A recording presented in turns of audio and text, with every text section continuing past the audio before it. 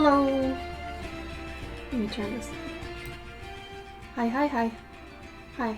Hi. How are you? Hello. Happy Saturday. I'm a little bit lost on what day it is. That's okay. That happens sometimes. Who's all here?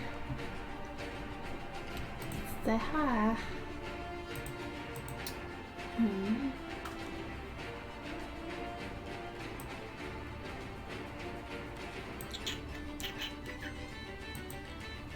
Alright.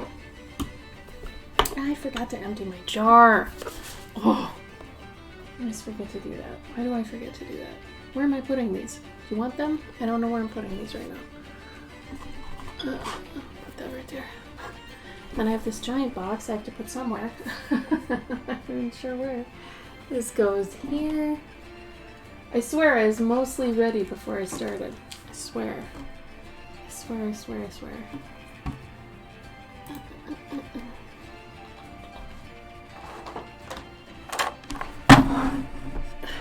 Happy almost 4th of July, though I don't know, it feels weird saying happy 4th of July nowadays. I don't know. Hi, Cavendish! I actually woke up 2 hours ago, so let's see how I do today. I'm not one to wake up late anymore, but Saturday. It's been crazy lately. And I know I say that all the time, and you know what? Maybe I say it too much. Maybe it's just, it's always crazy. Maybe that's what's up. Okay. Rearranging. Putting this maybe here.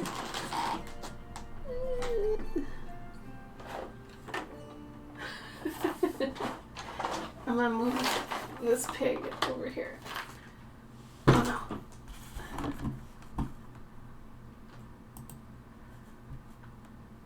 Okay. Alright. Okay.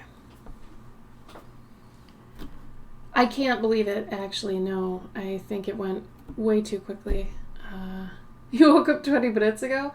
I'm one of your priorities? Whoa! I don't have to be. Yikes, jeez, cool. I feel neat. Well, good morning. Welcome to the world. The earth says hello. Yeah, I don't know. It sucks because I'll go through all these different cycles of getting up at 8 a.m. and, you know, going to bed at midnight, a reasonable hour, right? And then I'll fall back into the, what's that? It's 3 a.m. again? Oh, shucks. But it sucks because it really is like the creative time. You know what I mean? Sorry, that's probably kind of loud. Oh no. I know exactly how that goes. So Gabe and I usually make our own coffee on every day, and this is water. But on Saturdays and stream days we splurge, which means he just goes and gets the good espresso from Starbucks, and then he brings it back here, and then we make our drinks.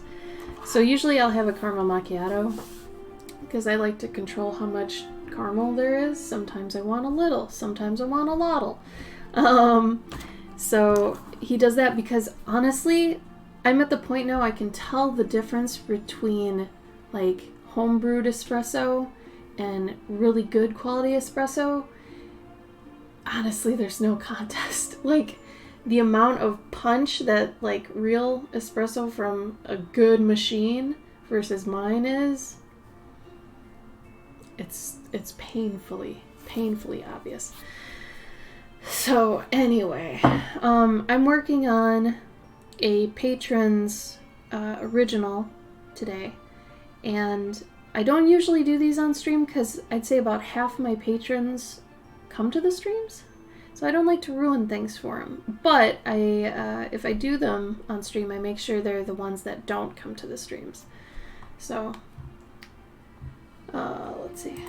So this is for one of my patrons that doesn't necessarily come to the streams. I think they're a little bit older.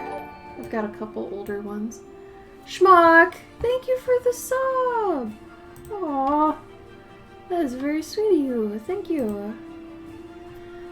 That's on my to-do too, is to get more emojis. Someday. I still have just a hard time figuring out which ones I have. And I have this theme. I have a theme. It's not like I don't have a theme that I can make these off of, but I am doing well. I'm doing better. Let's say that. I went through a spell of being too stressed. And when I say I went through a spell, it was a couple years. Yeah.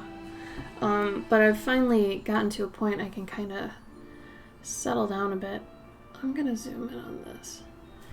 And then I gotta take a picture of it before I even start. So, and to tell you how out of it I was going to take a picture of this and post it as my, hey, I'm streaming picture. But then I realized, oh yeah, this person follows me on Twitter too. So I can't put it up. So Twitch is all woo-hoo-hoo secretive. So I'm doing it here. How have you been, Schmuck? I hate that it's your name because, like, then I feel like I'm just, you know, it'd be like if somebody's name was Asshole on here. I'd be like, hey, Asshole. Also, it says no cam today. That's untrue. There we go. Untrue. I'm gonna actually put that layer next to my other no cam info so I don't forget. Because that tends to be an issue. Do you ever have anybody in your life, typically teachers, who would say things like, issue, it's not an issue, or mature, or, what's the other one?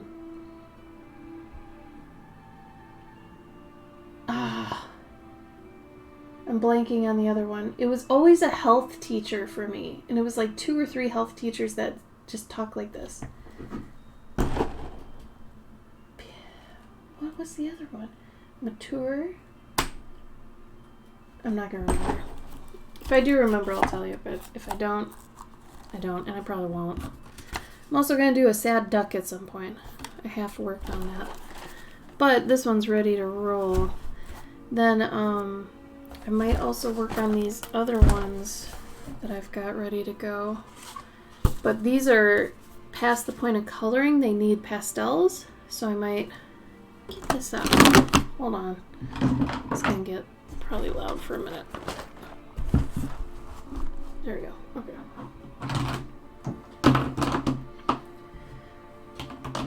Alright, I've got these other ones here. This one was a cicada, and it has a matching cicada. So those two, I gotta do a pastel pass, so I might do that. I also have to do a pastel pass on this one.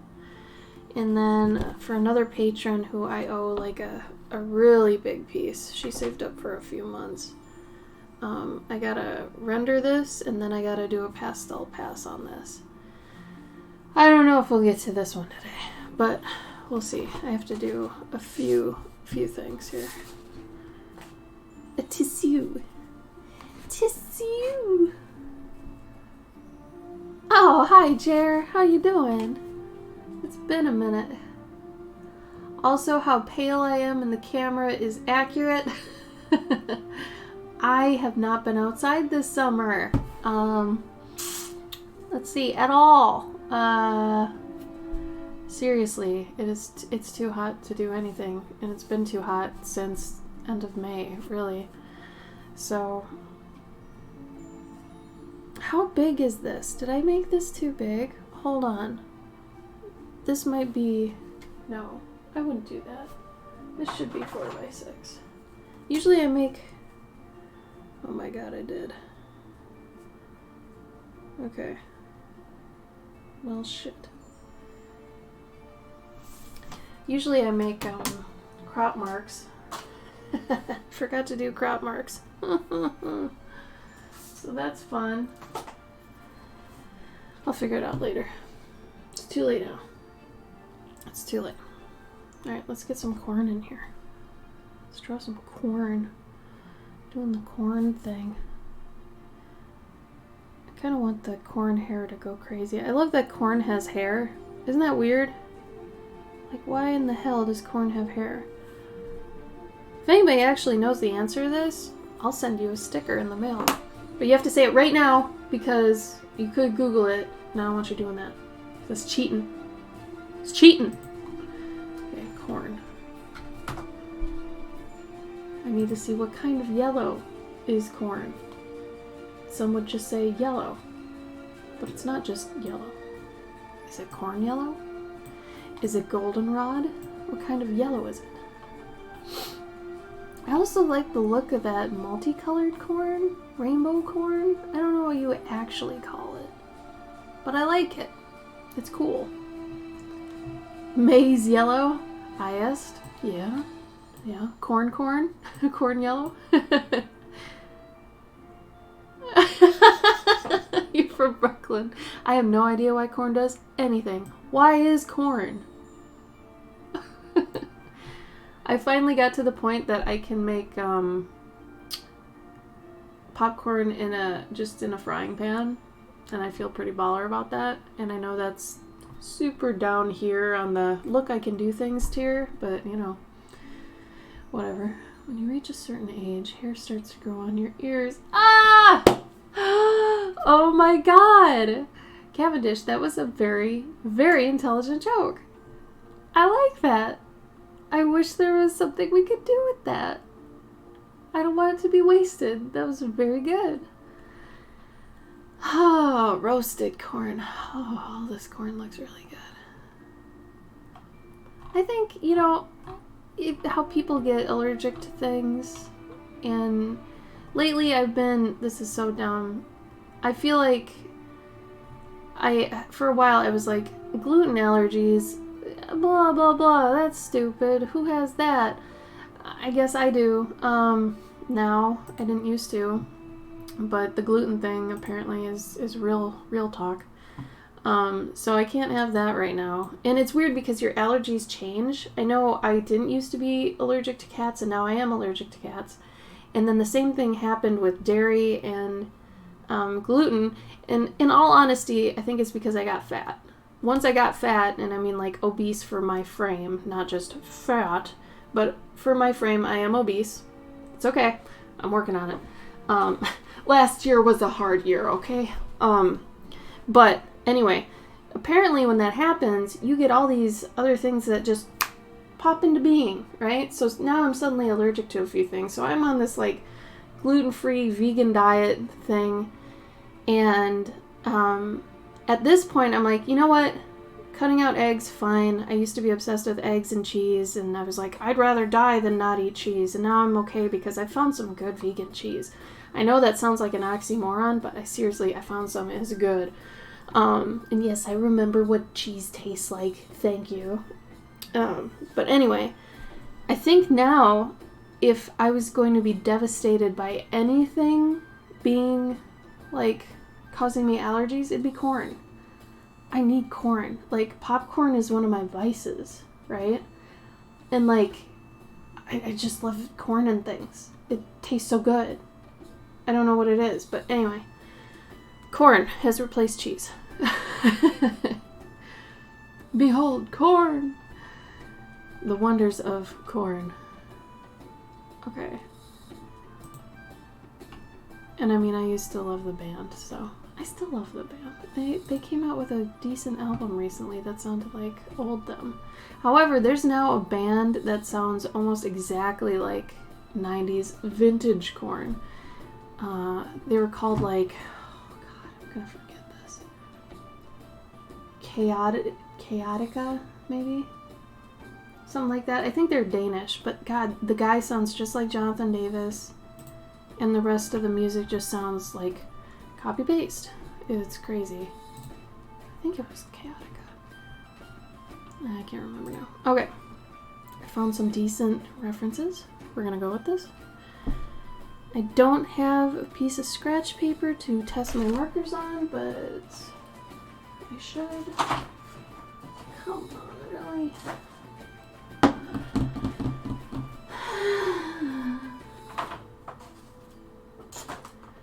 So for all you who did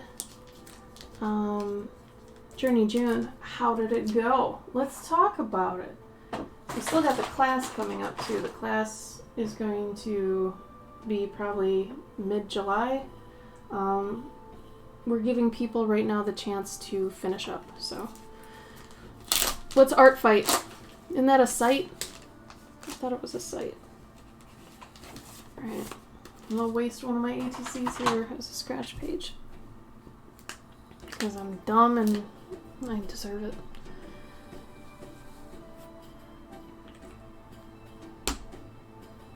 Oh, really?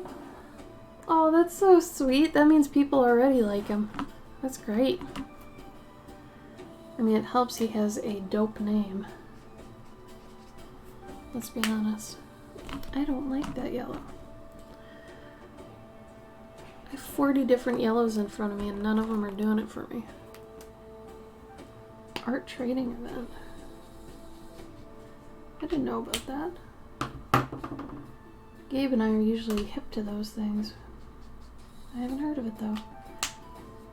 Gabe actually designed a website way back in the day that kind of blew up called Enter Void.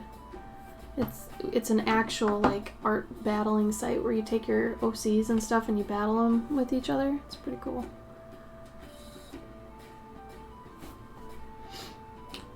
Is it different than like ATC trading, or how do they figure out who wins?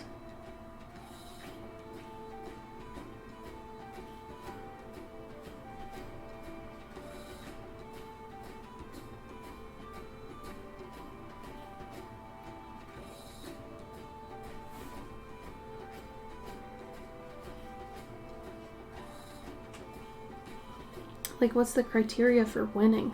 Or is there not a winner?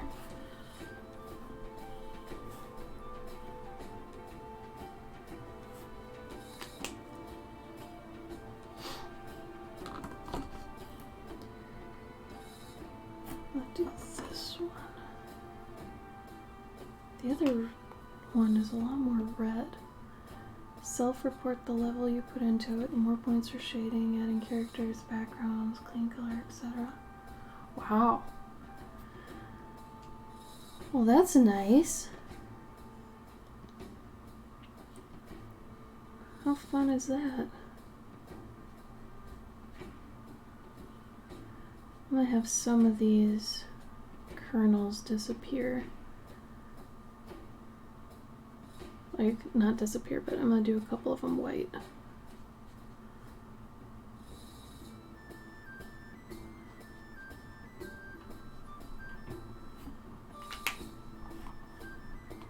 Does that look green on the screen? It's not supposed to look green. That does kind of look green. Hold on.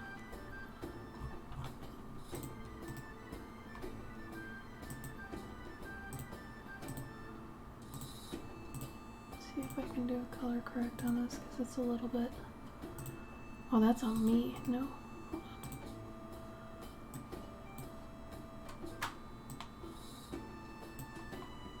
Yeah, that's a bit more correct. Oh, cute. You might enjoy this other site then. The one I was talking about. This one might be a little bit more involved, and it's kind of more for comics, but for anybody who just wants to practice comic making, this is a perfect example.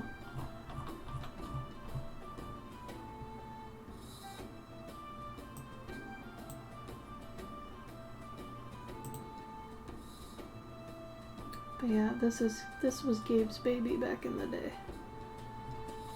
He made it.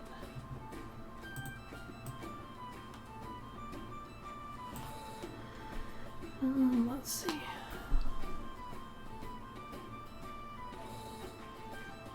I just gotta decide which kernels to make white. I'm living for fall right now. Like, I actually took down a lot of our outdoor stuff that, you know, we use when we're outdoors. Lawn chairs and things, I took those back in just because I don't want them outside and, like, having their durability diminish without us using them, you know, that whole thing. So, hopefully we get some cooler days at some point, but I doubt it's going to happen in July. So, I will wait patiently for autumn.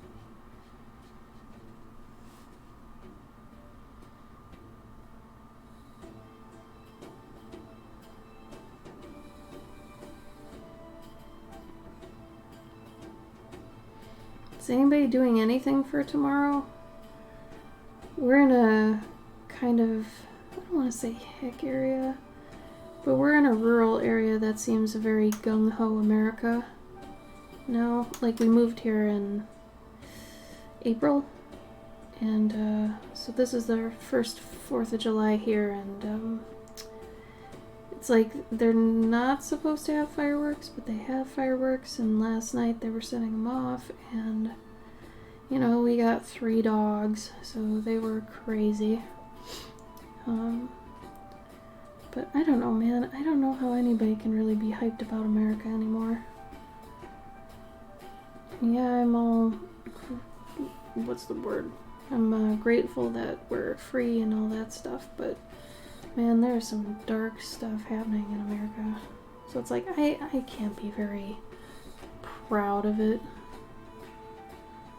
Proud of America? No. Grateful that I'm here? Sure. Yeah.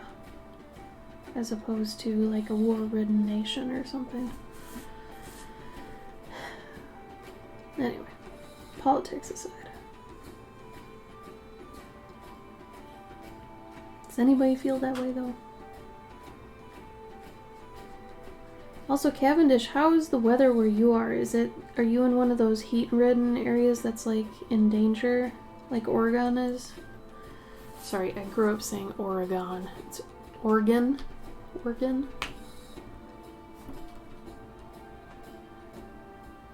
What's a Delta Green RPG? What's Delta Green about? That sounds cute. I like that. I don't want to do those exactly like white. They'll just be lighter ones.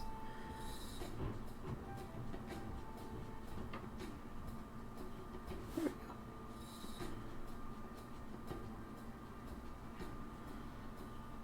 I was thinking about doing an orangey guinea. I thought that'd be cute. I think he's got orange on him.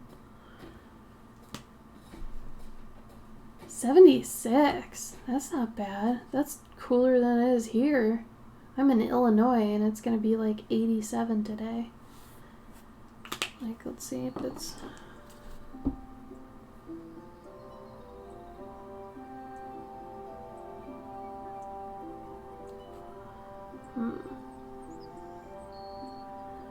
So we've got, oh god, 85, 91, 91, 90. Jesus. What do you do in Illinois? Oh, really? Cool. So it's like if Men in Black work for Lovecraft. That's cool. I actually like that premise a lot. It's so funny to me that guinea pigs have lips. Does anybody find that funny? I find that funny. They really do kind of have lips. Dude, I love Men in Black. Like, the first movie is like flawless. Second movie, trash. Third movie, halfway to the first movie. And then Men in Black International was kind of like, eh. Still better than the second one. The second one was just, ugh, so bad. Ugh, so bad. I gotta find my corn reference now. It has gone away from me.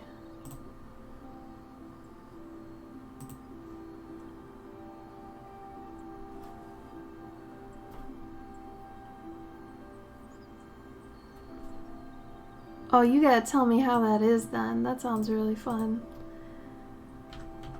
Guinea pig. Guinea pig. Oh, little guinea babies. Has anybody ever had a guinea pig before? I know Gabe has. Gabe had 2 guinea pigs once. I've had countless hamsters. And someday I would like a rat or a guinea pig. Maybe both. Someday. Can't decide. I would like a very large guinea pig. One that's like the size of a small dog. I think that'd be great.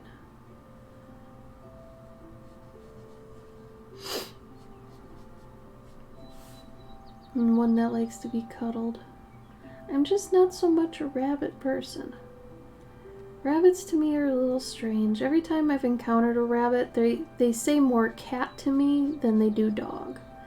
Where a guinea pig and a rat feel more dog to me. But bunnies just seem like they're just there. They're like, hey, what's up? I'm here. You know, being a bunny. I'm like, cool, man. Respect. Right?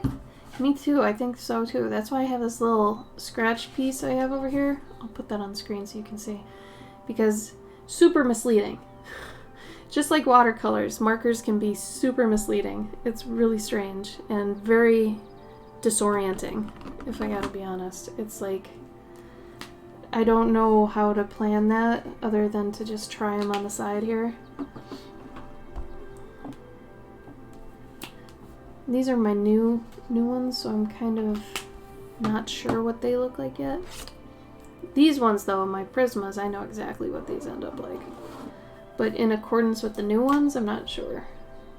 But this, you know, these I'm super used to. Plus, it's weird that the Prismas, when you put them down, are a lot closer to what they end up being than these new markers. Same with Copics. I feel like Copics, when you put them down, they look pretty close to what they're gonna be. The hard part about using 3 different types of markers is trying to get them to blend. Sometimes they just don't want to. And I can't tell if it's their brand or what, but I mean, these are all alcohol markers. You'd think they should just work, you know? But that's not always the case.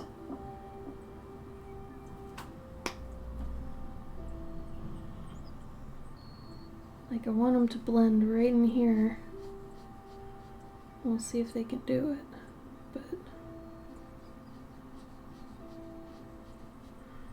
if they can't, I guess I'm not surprised.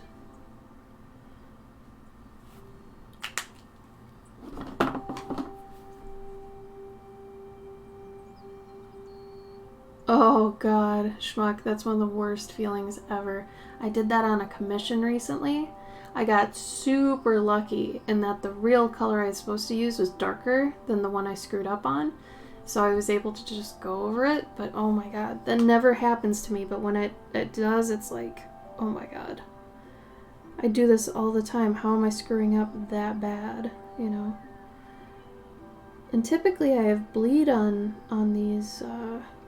these pieces. Like I make a space for it to have area to bleed out so I can go all the way to the edge. But I was dumb and I penciled this before putting that in, so now here I am just gripping the very edges of the piece, which, like I said, it doesn't usually happen like that.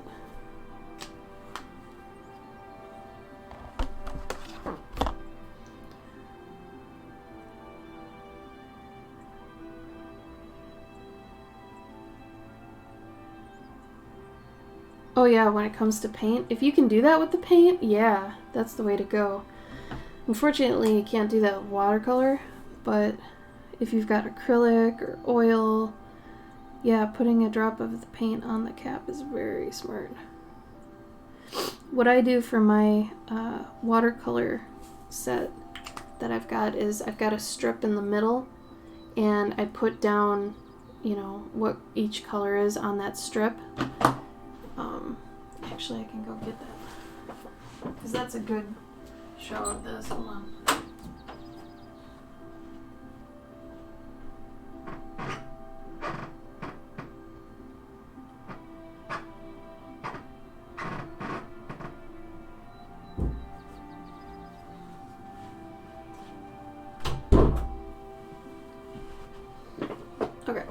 So in this palette, I've got these colors.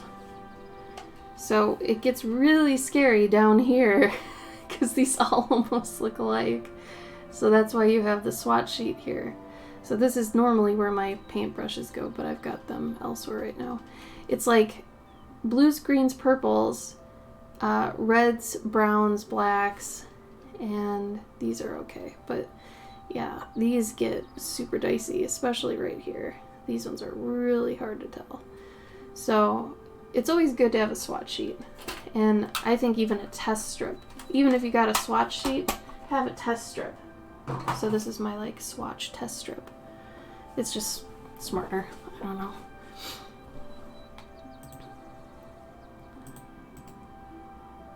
So I don't like how not yellow I am right now. That's crazy.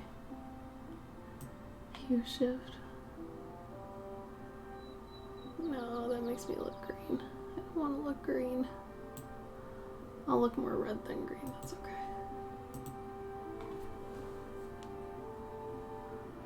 Totally. Yeah, seeing a little circle of it dry is very smart.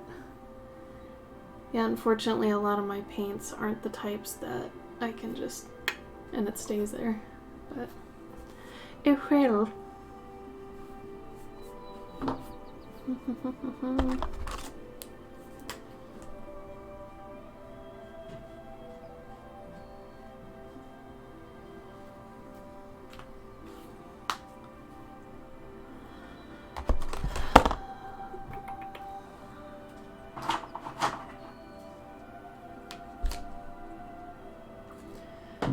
So, sorry I missed the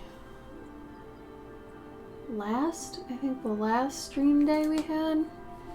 I was teaching some kids art classes online. It's cool because libraries are really stepping up to help kids out, and I think that's been really cool. So a lot of libraries have like guests come in now and do these like weekend kind of classes so people can try things and learn things, and they have different age groups for kids and adults and all that kind of stuff, and I think that's really cool. So if you're into any of that, check your local library and figure out if they've got any classes or things. Doris, thank you for the raid. Welcome. Adorable raid. Cute. Well, hi. Happy Saturday. What is up? I think I'm gonna do one of these guinea pigs that's got like... I like the orange and I like the white. So let's make sure we get some good oranges. Got a whole pack of these one colors that are like kind of flesh tone colors, but I use them for fur. A lot of flesh tones, if you've got any different like set of flesh tones, they usually work really well for fur, surprisingly, but also not surprisingly, I guess.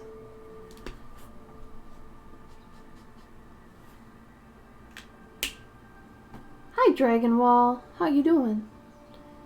He is one happy guinea pig. That corn is all his. He gets all of it.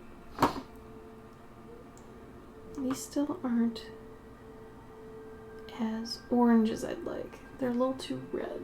So I have to keep trying here. Find me a good enough orange worthy of the pig. This is for one of my patrons at the devoted Dandikin level.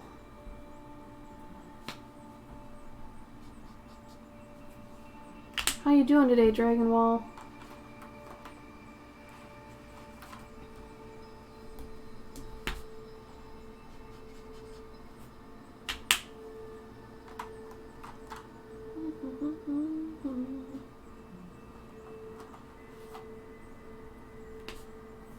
Super. Oh, that's great. None of these are doing it for me. You know what? I actually think I already know. I think it should be this one. Though maybe that's not going to be as good. Hold on. It's either this one or this one. You're fine? That's good. Writing? Oh, awesome. What are you writing, Dragon Ball? Did you end up doing your Journey June? What did you do with that?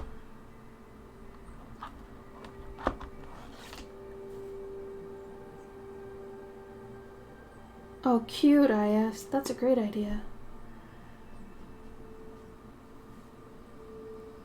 A rough draft of Journey June. Nice. Animation? How'd that go? I love animating. I used to stream my animations, and then I'm like, this might be a little bit maddening for people to watch. At least the way I was animating.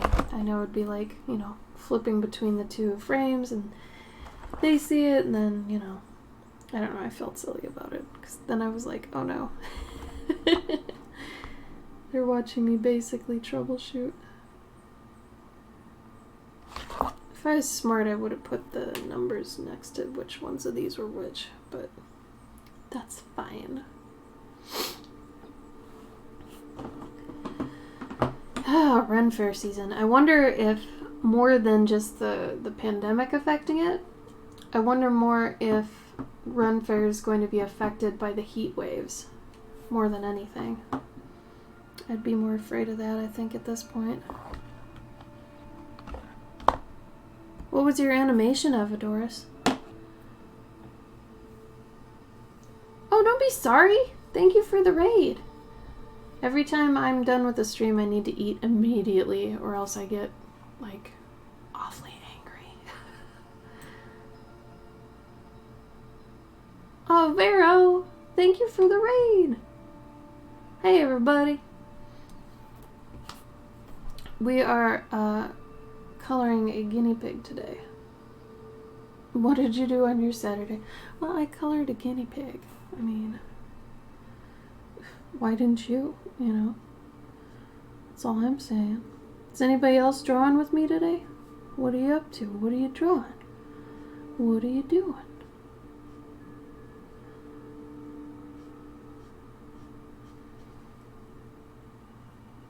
Sometimes you just gotta work with markers because you need that instant gratification, man. Sometimes it's necessary. Gotta have it.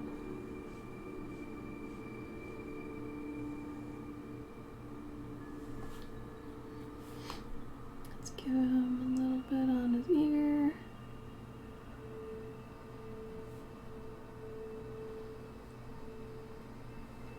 There we go. This pig right here. Oh, thanks everybody.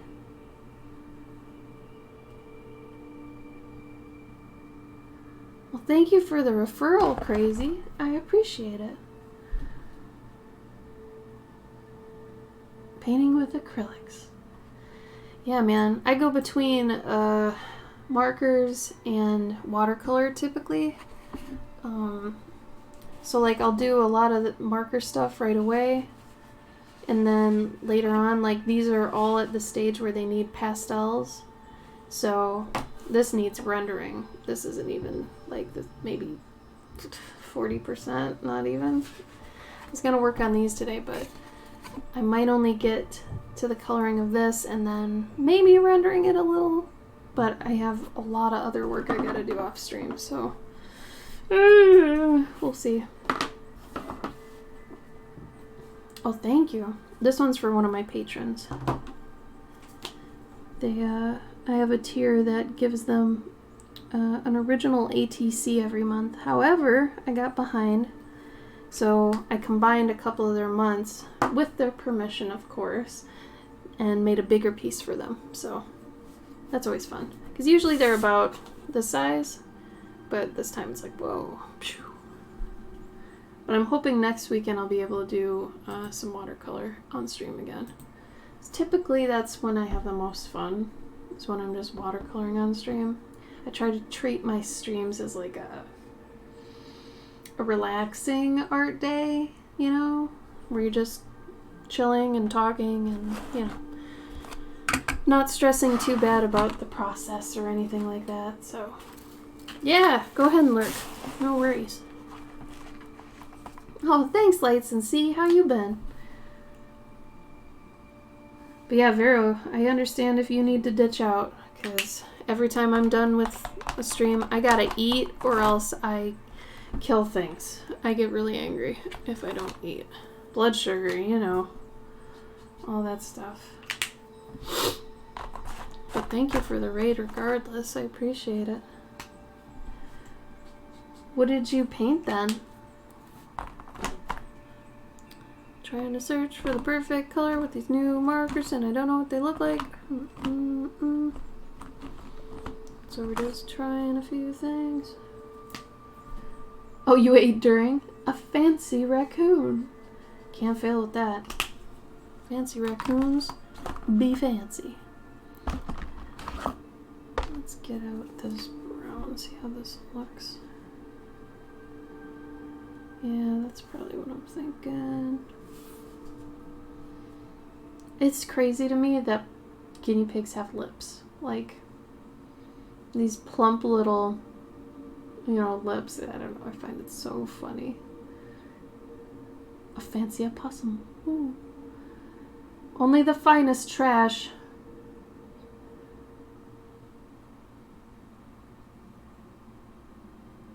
Oh, thank you.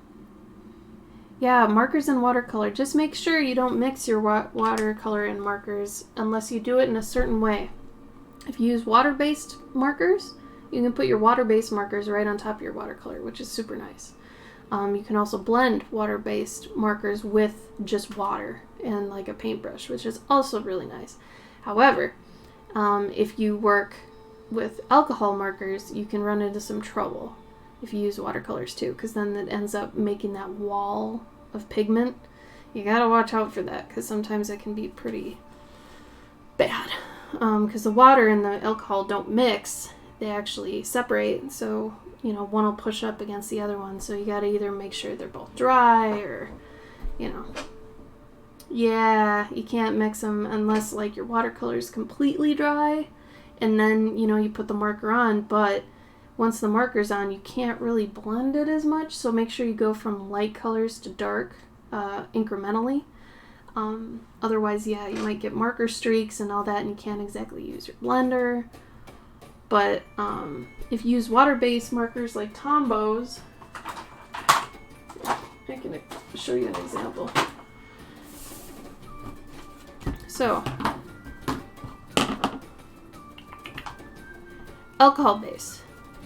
Water-based, okay? Water-based. Water-based are nice because you can just layer them and they get darker. Alcohol-based, you cannot do that. Alcohol-based are meant to be predictable. These are meant to be like put down and you know what color it's going to be every single time.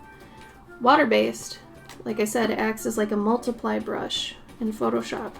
So the more you use it, the more it layers on top of itself and gets darker. Alcohol-based is not like that. It'll just end up equalizing and being around the same color, basically. So this will just keep getting darker and darker and darker the more you add. This will not do that. See how it's already almost like the same color? Same thing. So that when you do this with the water-based, if you use a water brush or a water marker like this, you can actually blend it with other water, which is really nice. So if it was like a paintbrush and you've got water, you can just take it and blend it that way, right? Can't do that exactly with the alcohol marker. Things go crazy. So a lot of the time, if I'm going and I'm traveling somewhere, and I just want to bring like, you know, a marker or two, I'll bring typically 2 water-based markers like this, because this will essentially give me like 8 colors, 6 to 8 colors, depending. So using water-based when you're going out and about saves you a few markers. I typically like markers too, just because they're quick to dry. If I'm feeling really patient, I'll use my watercolors. Because watercolors give you the same effect as markers, but you have to be patient. So depending on your mood, I usually say markers are good for impatient people and watercolors are good for people who have patience. But the nice thing about watercolor is, the con is you have to wait, but the pro is that you get so many more colors, right? You get such a just huge spectrum of what you can do with just one color, right? Markers, not so much. You can vary a little bit, but not as crazy.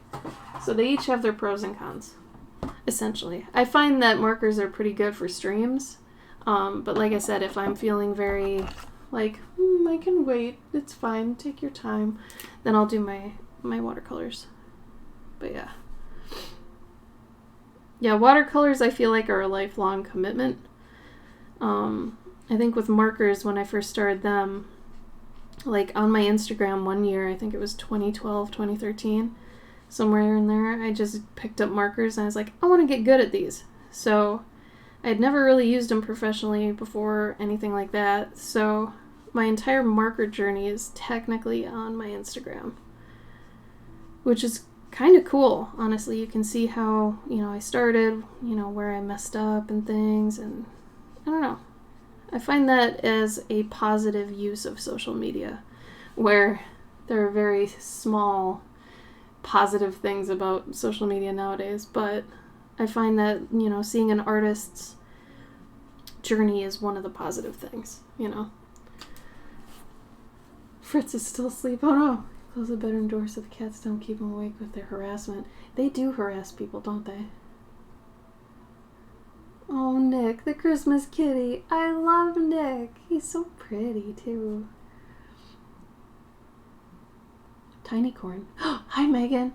Oh, I'm glad I chose not to work on yours today. I don't want you to have it ruined. Yeah, watercolor requires a lot of patience. That's why it's good to have markers as I'm not feeling very patient today. I'll just go use markers. Megan, really quick, while I've got you here, can we do two things with your little guys in the document you were filling out? Can you decide which one has a certain color accent? I thought it'd be really cute if each one had a color that was theirs, and then maybe put it next to it. And then if we hadn't already talked about it, an item that's theirs, like, because bucket has a bucket and all that stuff. So if each one could have like a flower type or something that's theirs, that'd be cool. So a color and an item, that'd be awesome. That would help me out. We gotta decide on a color for this dude. I don't want to go too outside the colors I've already picked for him. So we've got the corn. So we've got yellows, oranges, all that. Oh no, Megan, really?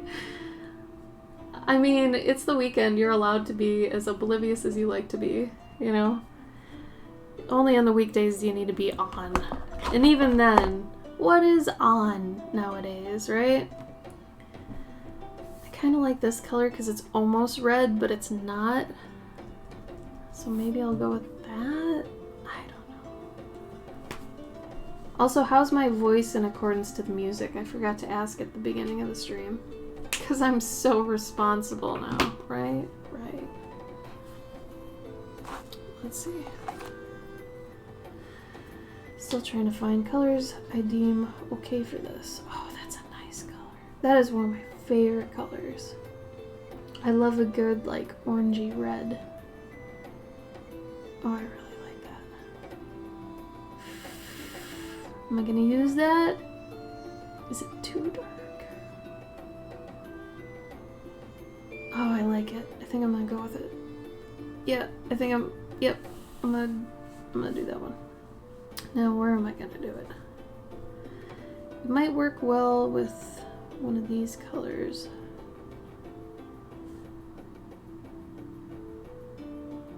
make it too demanding. Yeah, screw it.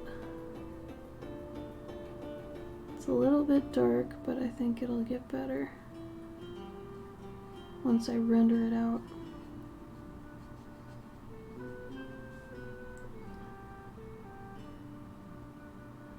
Oh, that's good, Vero. Yeah, swatches help so much. I just got these markers, so I haven't had a chance to sit down and do it, but make sure to make a swatch sheet for every type of paper you use, because like these will not look the same on white paper. So right now I'm using them on toned paper, so make sure if you have white paper and toned paper, do separate swatch sheets for both. And never, ever, ever, ever, ever use your markers on watercolor paper. Really bad idea. Not only is it not smooth, because you want smooth paper for your markers, but the whole idea of watercolor paper is to soak up pigment, right?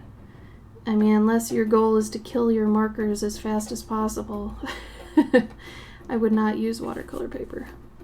You want something that's smooth, dense, non-porous, so like cardstock's good, Bristol's good. Just do not use watercolor paper, even if it's hot press. Hot press is the smoothest. Just don't do it. You'll kill it. You'll kill it in 2 seconds. The Goonie Poog. It's the Goonie Poog. The pigs. Pigs.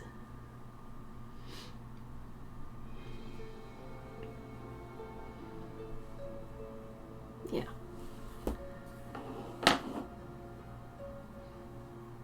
Oh no, British. Yeah, please share links to your art. If anyone in here is proud of something they did recently or just wants to put out a social link to their art, please do. We welcome that.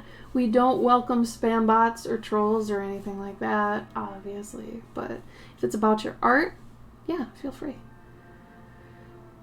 Until my chat is just going crazy, I mean, which it never is, just feel free to put in a link, whatever. I bring my chicken. I love your chicken. Your chicken is plorp. Isn't it? I love this color. It's like a wine, but it's not so purpley. I don't know. I like the really orangey dark reds. Like, I don't want to say it's like a blood red, but kinda. It's a very rusty color. I really like that. It seems these blend okay with Prismacolors, but it looks like you have to blend with the Prismacolor again. If you do Prismacolor and then this marker, it looks like you gotta do the Prismacolor again to get it to actually cooperate.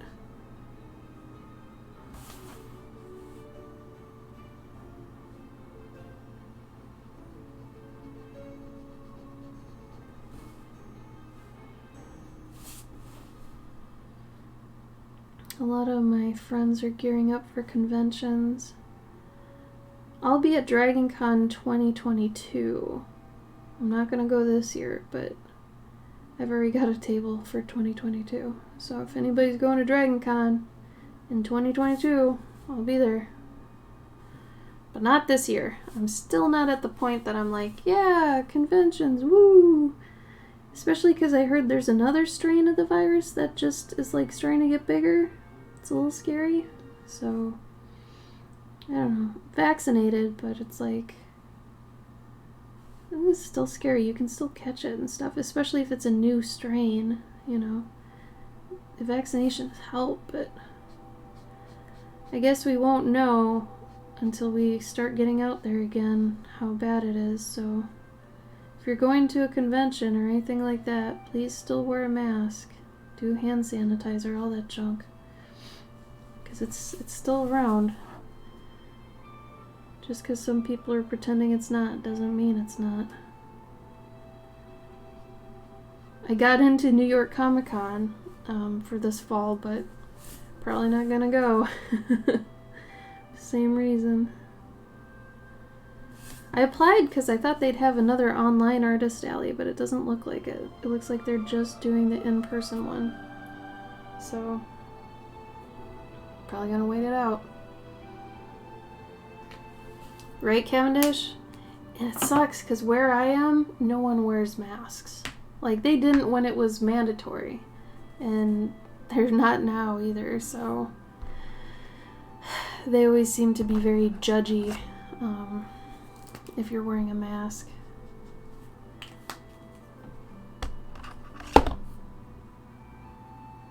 Which it's like, you know, I feel if in the future I got a cold or something, I think I would just wear a mask anyway. I feel like that's considerate more than it's political, you know? I just don't want to get other people sick if I'm sick. Same idea there.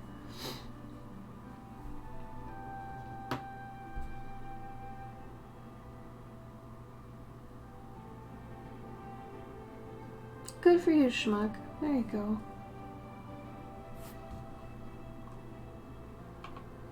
Oh, I gotta go look at your possum, Vero. Hold on. Let me see that possum boy. Oh. Such fancy.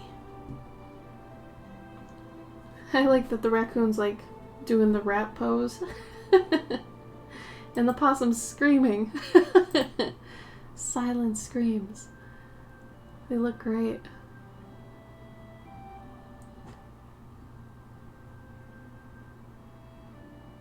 Yeah, some people don't know they can still, you know, spread it. Yeah, how dare you want to save people? I don't know. I don't understand. I don't understand how it's political in the least. It's just, you know, I mean, Asian countries have been doing that for a long time. I know Japan's been wearing masks forever. When they get sick, they're very considerate. They usually wear them. But now America's tainted with this, oh, you're wearing a mask, you're full of fear. It's like, well, no, I'm not full of fear. I mean, what do you mean? Do I want one of these? Oh, let's do this one.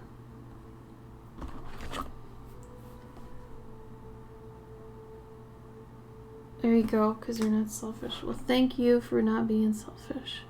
That's very, very big of you to do that, even though it affects you.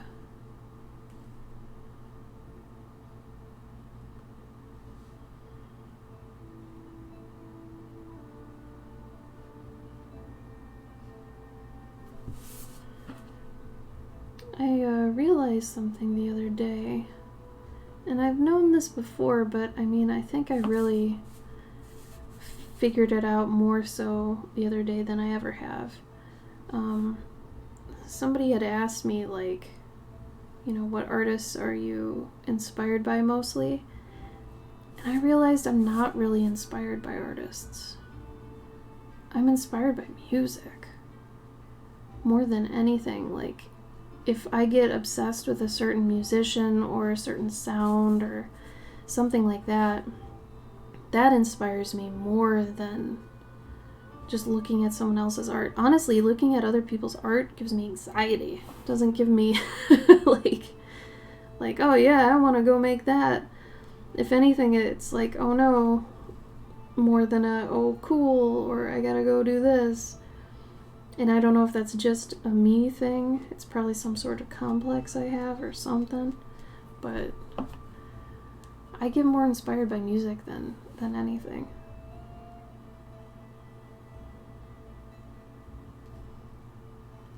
I don't even know if that shows in my work either, because it's not like I'm sitting here listening to medieval music all the time or anything like that. That is not what I listen to.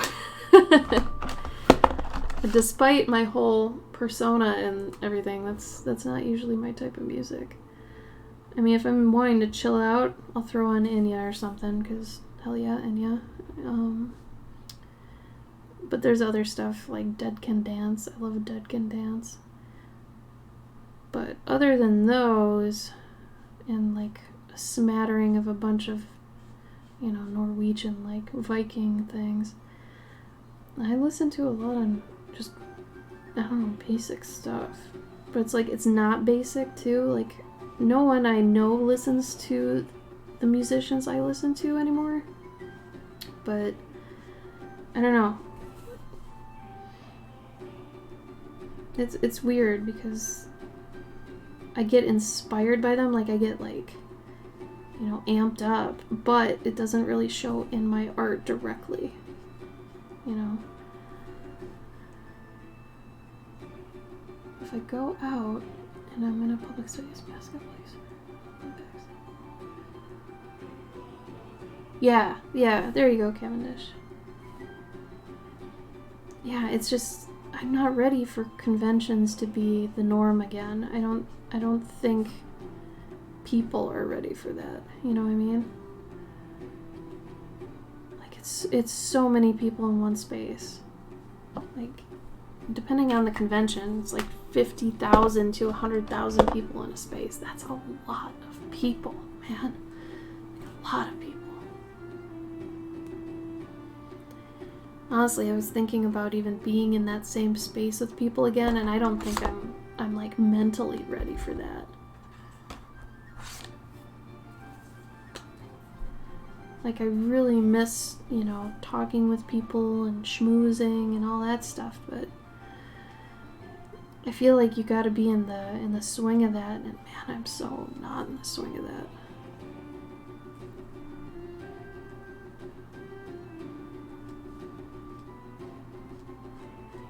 I mean, I barely go to the store, let alone go to a 50,000 person convention. It's like, oh my god.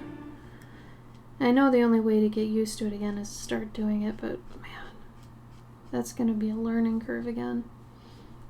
So the only cons I really like going to now are like Emerald City, Dragon Con, C2E2, New York Comic Con, but like New York, I have to have a friend group to go to that. I'm not going to that one alone. I'm okay going to Dragon Con alone. I'm okay going to Emerald City alone.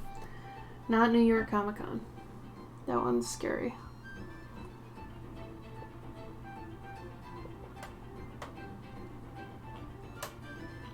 Oh, sitting on a bench and knitting sounds great. How warm is it where you are, Sketch? Because in America we're having problems over here. It's too hot. Look at them pigeon. Oh my goodness, all the pigeon. They look like such sweeties. They deserved all those noms. Look at them go.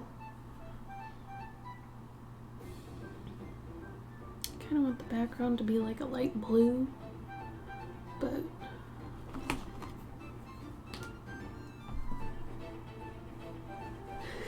"10 in the bush."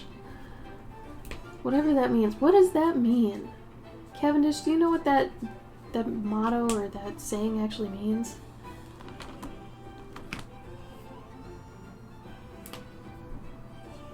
I don't know if I've ever understood it. Swan's had another baby. Alright. Getting to the point where I can start rendering this out.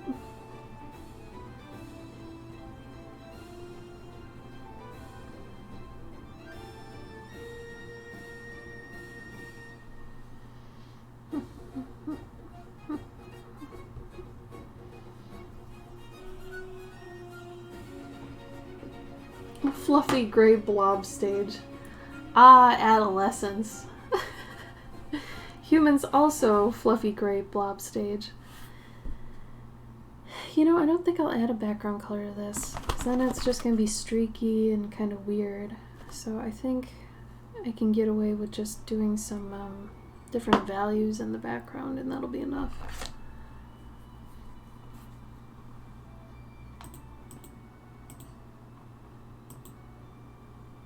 Oh, look at them puff. You know what's really weird to me? That their beak changes color. Like, that's so weird. Like, that their beak starts out as black and then it gets orange. That's weird. How does that even work? When they grow, does, like, the beak just stretch and the black, like, goes away or what?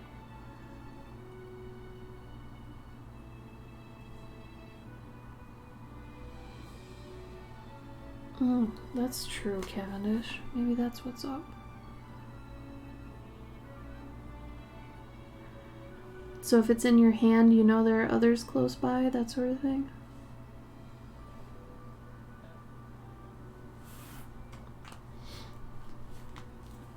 Yeah, their beaks are black.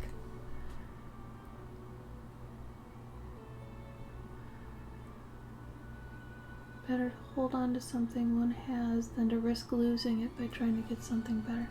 Oh! So a grass is not always greener type of thing. Huh. I like that then. I didn't know that's what that kind of meant.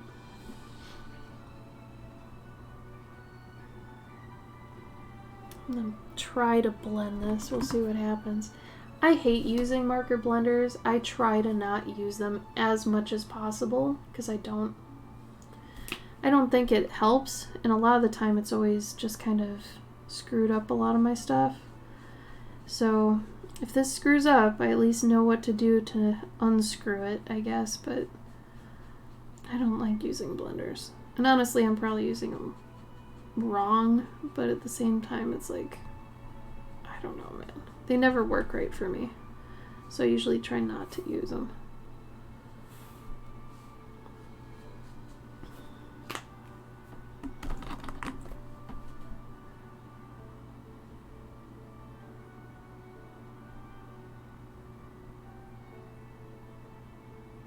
Well, how do you know you're getting looks for one versus the other when both were happening?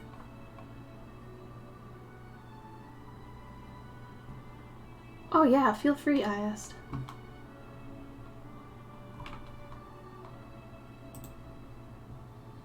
Oh, I like your... What is this one? The one that you've got the hat and the little pot. It's like a green witch looking costume. I like that one.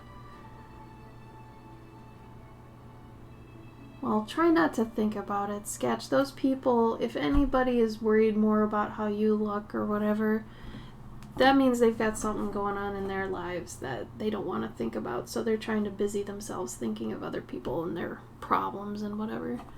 So, ignore them if you can. I know it's almost impossible, but you be you. Be unapologetically you. Because what other life is there, right? Than to be who you are.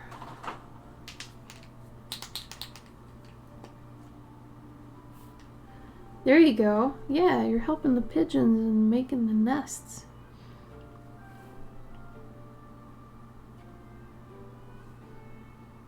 Those people aren't helping at all. Think about it that way. Are they helping pigeons? No. Are they helping you with their judgment? No. Are they doing anything worthwhile? No. Pigeon HGTV show. The best kind. Oh man. I feel like everybody goes through a stage of being obsessed with HGTV. And if you haven't gotten there yet, you will.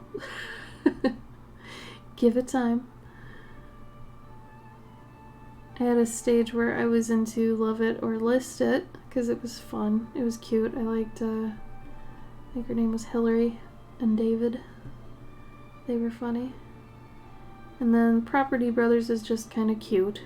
Like, there's a formula to each one of these shows. I wasn't big into... Oh, what was the one with husband and wife, Chris, and... She was American Indian and he was red-haired and pale. I can't remember. They like have their own line of things now. Fixer Upper? Was that them? Either way, the one I hated though was Flip or Flop with Christina and Tegan? No, what was his name? They broke up. They ended up divorcing, but it's Christina and his name starts with a T.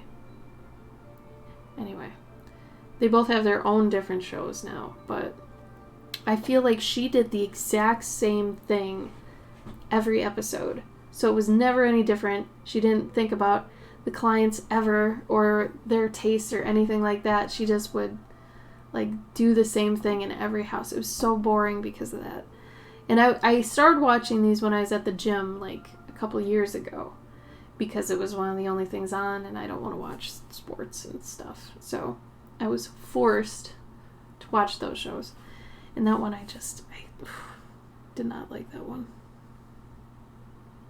It's not Tegan. It's a weird name though. I'm looking it up. I have to know. Like home improvement shows. Like flipping houses, remodeling, all that kind of stuff. Christina and Tarek. Tarek. His name is Tarek. Oh wow. Oh, they divorced because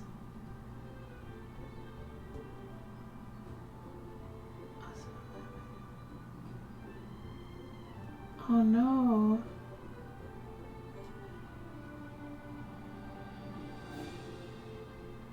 Weird. Their divorce was weird.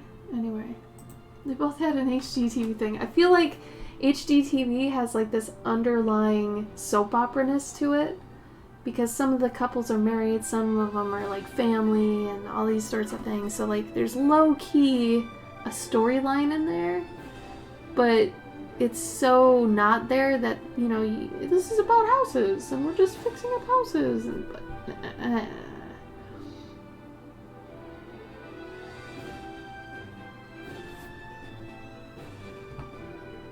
Really, Sketch? I didn't know that.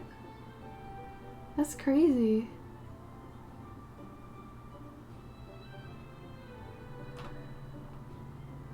I feel like America's getting better at letting things be like asexual, just whatever, right? I feel like America's getting good at that. Where we're getting bad at a lot of other things, admittedly. But I feel like at least, you know, like body hair and all that kind of stuff is getting a little bit better. More inclusive.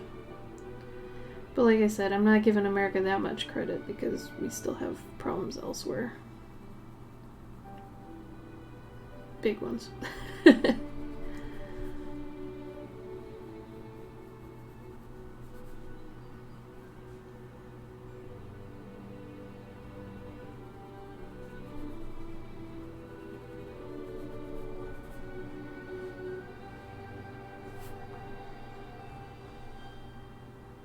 Snadary, hi, thank you for the raid.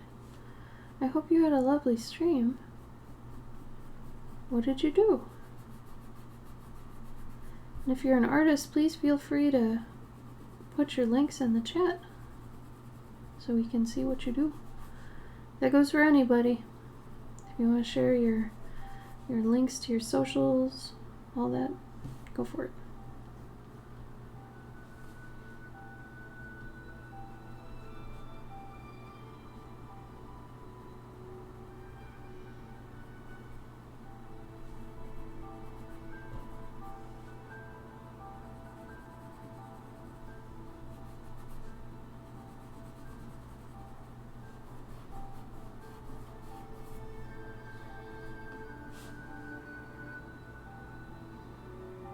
Gardic phone, what is that?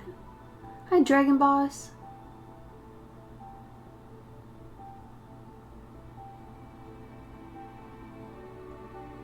That's so weird. Yeah, don't let anybody tell you can't do your hobbies. If they're giving you a dirty look, forget them. Do what makes you happy. Don't let judgy people ruin things for you. They've got their things, I'm sure. Everybody's got something that other people wouldn't approve of. So as long as you're not hurting anybody with the stuff you do, keep doing it.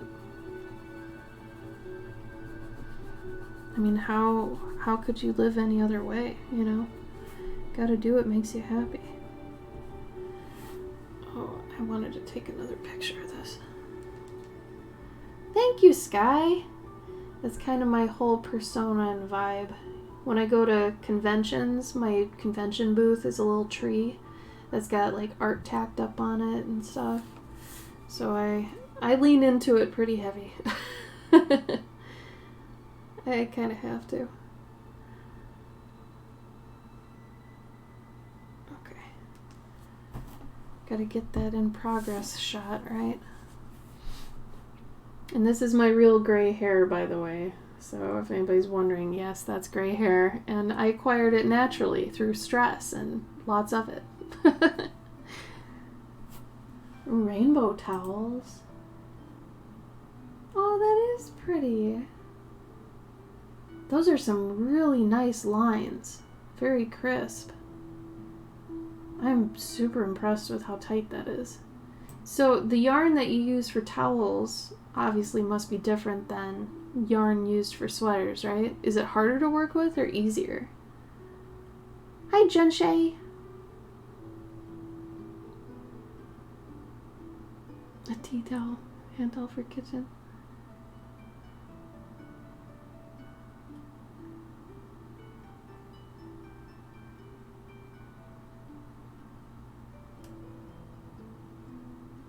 It's true, Jen. That'd be crazy. Just a different fiber? So it's not easier or harder to work with, then?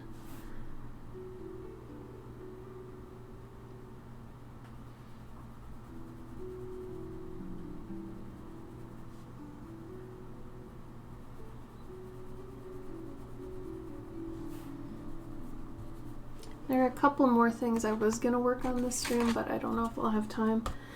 So my process usually includes, if I'm doing markers, because usually I do watercolors as well, but if I'm doing markers, I usually do marker, then colored pencil, then pastel.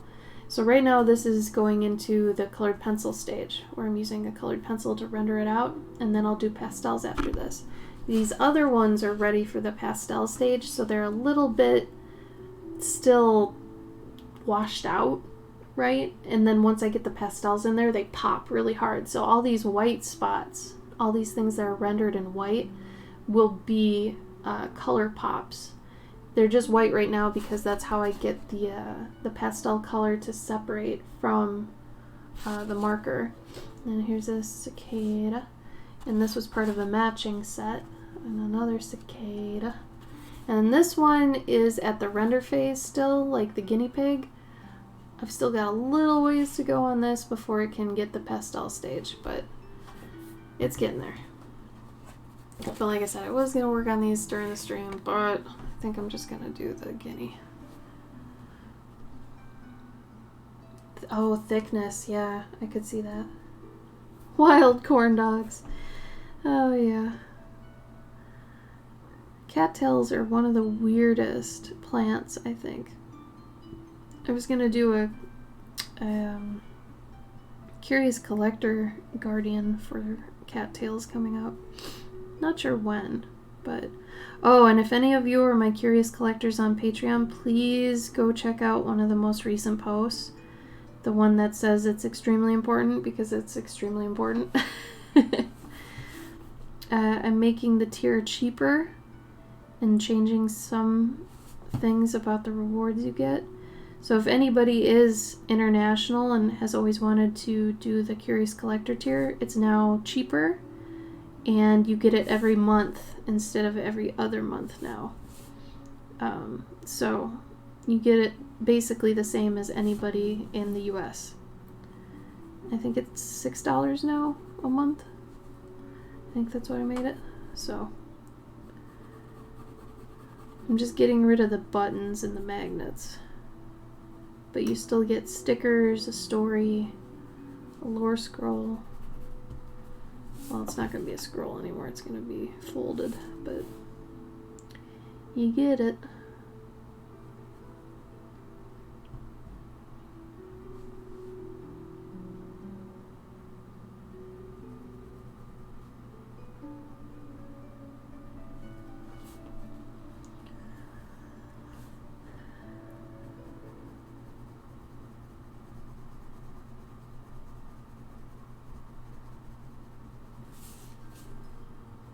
This is also when I tend to put in a lot of the texture. Because doing it before this stage just kind of worthless, because once you go over colored pencil with markers, it tends to blur the pencil, which you can use that to your advantage. But if you want it to stay crisp, you're gonna have to go over it again later, basically.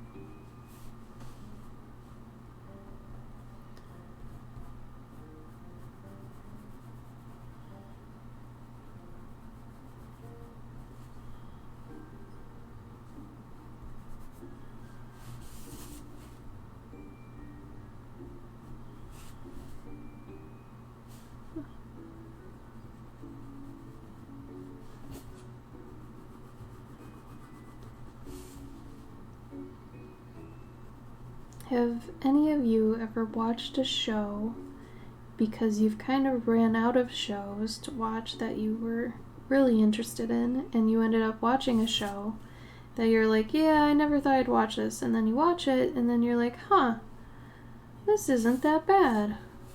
I'd be really interested to know what show it was that you had kind of prejudged, and then you actually watched it, and you're like, this isn't as bad as I thought it'd be.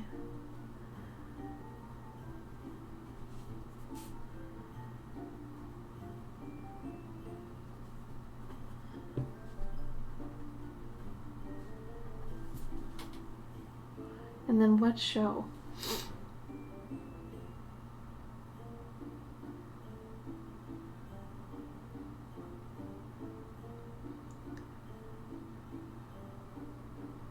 I mean, I still animate that way, honestly, Jen. Like for my frame by frame, I went to school for animation and I graduated for animation, blah, blah, blah. And I went into games, and I still do 2D animation now. A lot of cartoons nowadays are done in a puppet style where they don't have to redraw it every single time.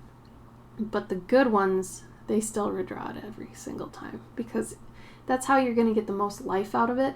A lot of cartoons now, though, are just like puppetry where they'll draw, you know, like an arm, and then they'll just reuse that arm and like have it swing, or like they'll use the exact same image instead of redrawing the entire thing. It's a lot more efficient, but it's not as pretty, in my opinion. It has a lot more limitations to what you can do, so you end up having to make things like assets at different angles. Like you'll usually have a head-on, 3/4, a side view, a back view, and then like 3/4 from the other side if it differs from the other way. And then you just swap out all those assets and reuse them and all that stuff. So I don't like doing that way though, because a lot of the time it ends up more complicated than you wanted. So honestly for me, because I do it for some of my Patreon rewards, I do animation, it's more fun and more controlling to do the exact same thing, like draw it every frame. Money Heist and Catla. I've never heard of either of those. What are they? Crazy Delicious.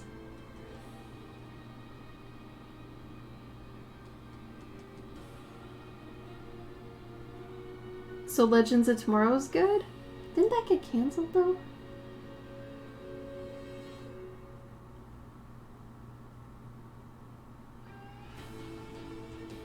Oh, British food competition shows. Yeah, some of those shows are pretty good. I can't watch the competition shows though. They give me too much like anxiety, like Face Off. Always like, oh my god, I would just worry. And you know, the other thing is that I feel like the winners are chosen way ahead of time anyway. So it's like, I don't know. I feel like it's scripted, so I can't really watch those shows, in all honesty. For me, this is gonna be kind of funny. but I started watching and finished all of Sex and the City. I never thought I would ever watch that show. And there it was. And I was like, you know what? I'm way past the point of, when this was popular, but I want to see what the fuss was about. And it wasn't bad. It wasn't bad. In fact, a couple episodes were incredibly well written, and I was floored. I was actually floored by them. There were a couple things that were consistent throughout the show that I was very not cool with, like Carrie Bradshaw's main squeeze throughout the entire show. Terrible. Absolutely terrible. But the side characters are fun. It's got good character arcs, but you gotta kind of hang through the whole show for that. But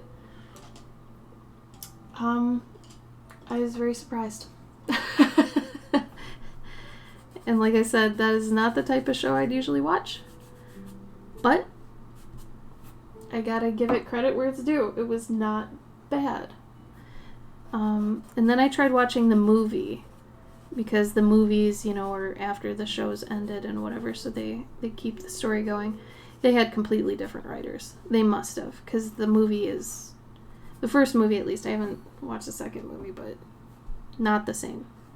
Definitely not the same. Especially how they treat the characters going forward. I was like, that is not that character. That is not what they do. I am upset at that.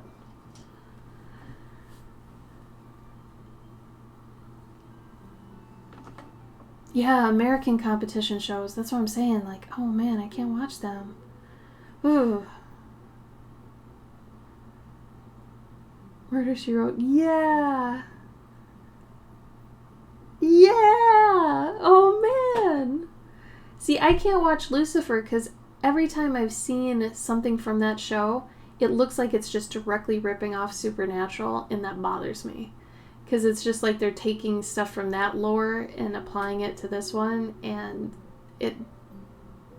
And I tried to watch Lucifer, I tried three episodes of it, and I know he probably goes through some sort of character arc where he's not as smarmy and, overly confident, but I just couldn't buy it. And I know he's, basically taken from Neil Gaiman's Lucifer and Sandman, and I didn't see it. I couldn't connect it, It was, I don't know. It wasn't for me. Yeah, Ninja Warrior is fun. I love Ninja Warrior. I just feel like that's not a creative competition show. That's legit, American Gladiators and, that kind of realm. But the creative competition shows, I cannot do. I cannot do them. I heard Jessica Jones was good. My partner watched Jessica Jones. But if you like Lucifer and you haven't seen Supernatural, maybe watch Supernatural first. And then you'll kind of see what I'm talking about. Yeah. I know he kind of does that. It's just... it felt like it was just copying Supernatural. I couldn't deal with that. And I feel like Lucifer is geared to people that thought Supernatural was maybe too kiddish or too, I don't know, cheesy. So they're like, oh yeah, this is the sexy grown-up version, blah, blah, blah. But that's too cheesy for me. I can't, it's like, yeah, we've got sex in this show and it's so much more gritty. And I was like, oh. Jen, try Supernatural and give it, a couple seasons just because it's a product of its time. But if you're into Lucifer, you'd really appreciate the lore that Supernatural sets down. Don't let the fandom or anything with that ruin anything for you. Take a fresh eye to it, because I missed that whole train and I started watching it 5 years ago. So it was way past when it was actually in its prime, but it was pretty sturdy still. Season 4 was fantastic.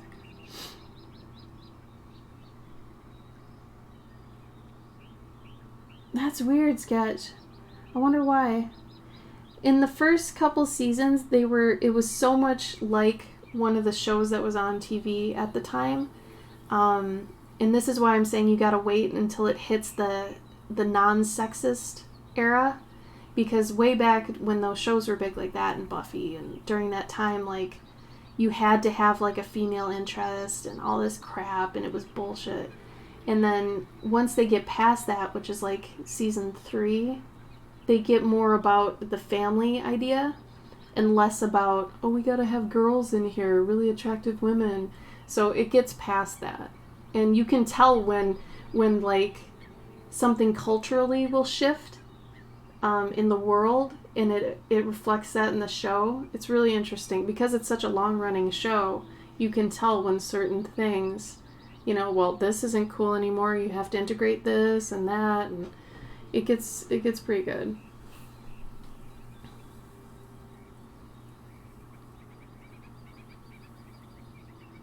Yeah, and that's kind of throughout. Honestly, don't watch it for the brothers, even though Dean's fun, but like the side characters, like Crowley, he's great.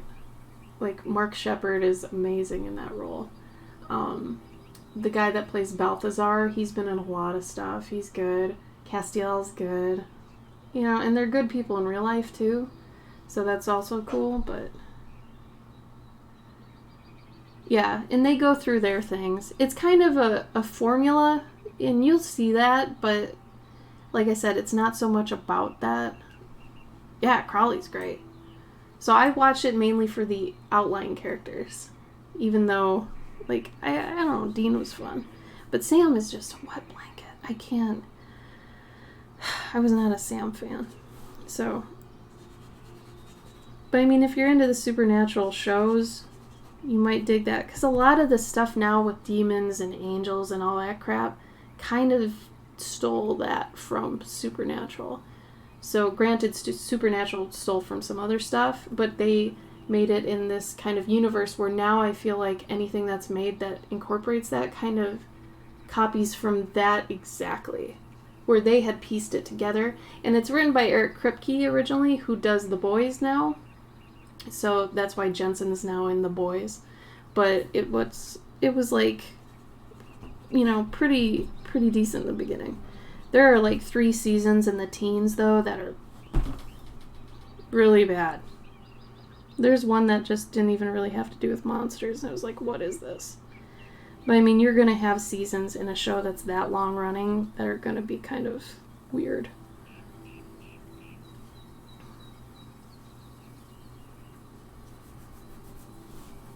Hey, Crane. Yeah, Dogma. I've seen Dogma. With Alanis Morissette as God.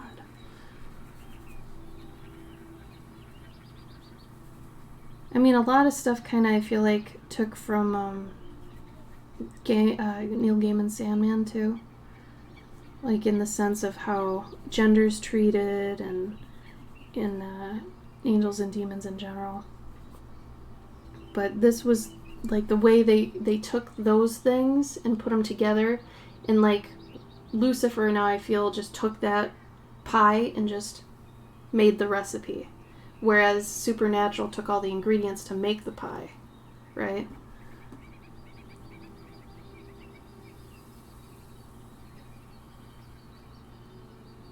There you go. Cavendish, yes. Yeah, what about Boondock Saints? Oh. Well, don't let them... I know it's hard, but don't let, those people ruin things for you. My dad ruined some stuff for me, but at the same time, it's like, you can't let them own that, because then they own pieces of you. You're giving them power by avoiding those things, If you aren't the companion, you're screwed. I've seen maybe the first season of the Eccleston Doctor Who, and that's basically it. But it was cute. I'd probably watch more of that.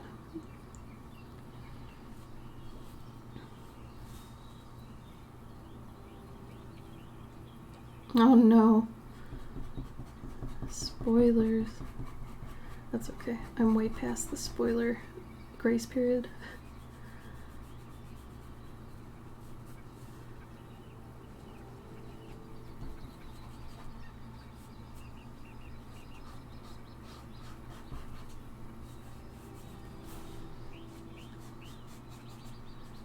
And sometimes I have to render with the pastel too, so I kind of, know when or how the pastel and the pencils are working together, so they blend better. If we're talking just the pet portraits, Crane, probably around 20. So I'm knocking them out. It's just still really slow going. Regular commissions, I've got about 7. So I had to change some things on my Patreon though, so I can have more time. So my curious collectors, if you're here, this is a reminder to go check the recent changes to the tier. I'm decreasing the price and getting rid of certain things.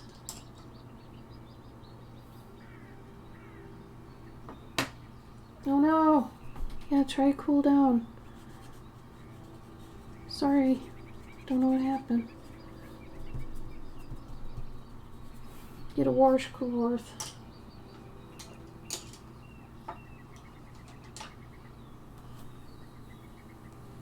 Yeah, it is. I'm probably gonna cry for a week straight, and then I'll get back to it. It's gonna be a crazy time once that happens. And then I'm going to Dragon Con next year in person, assuming everything's better by then. I'm not going this year. I know a lot of people who are, but I still think it's too early. But next year, I'm thinking about it. Well, I shouldn't say thinking about it. I have a table. I have a table next year at Dragon Con, and I'm trying to think of how I'm going to change the portraits a little bit so that I don't get this screwed. But then I got screwed over by these because of COVID, so I can't even blame myself too much. I'm trying not to.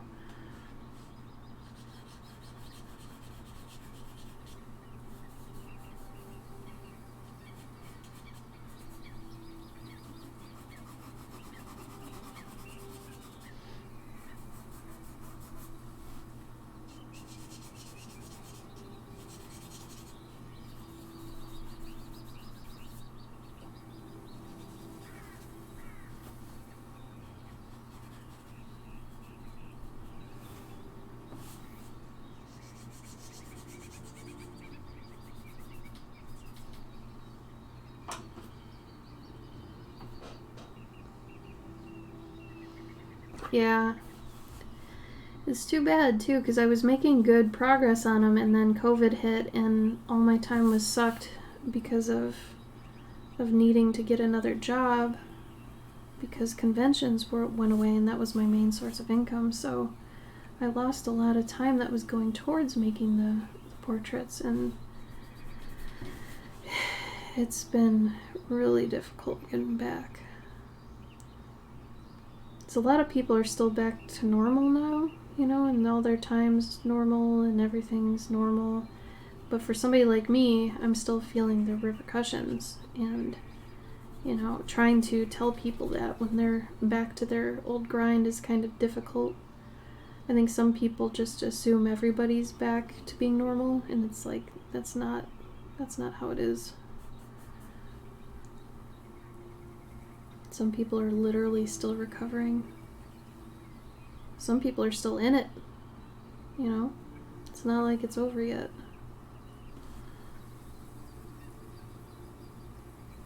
So hopefully the whole thing has just taught people to, take things in stride and to assume if somebody's telling you they're in a certain position that they're not lying or something. They're in some tough times, so that we can help each other.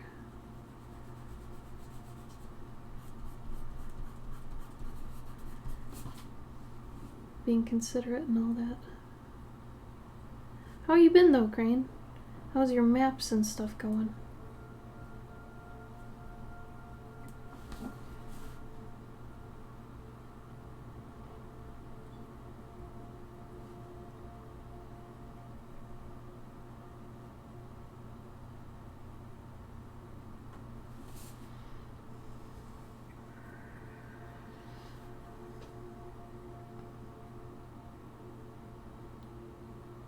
Oh no.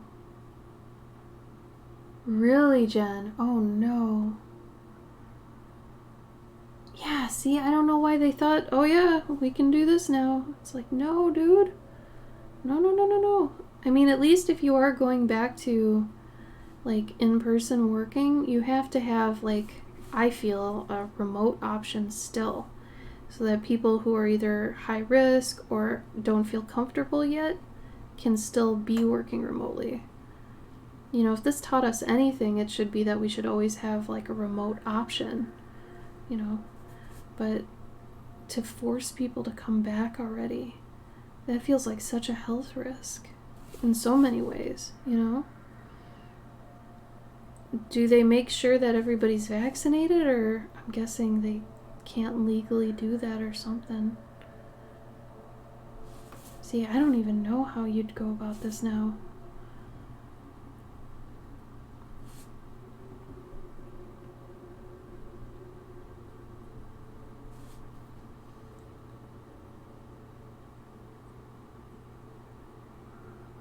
Oh no, Crane.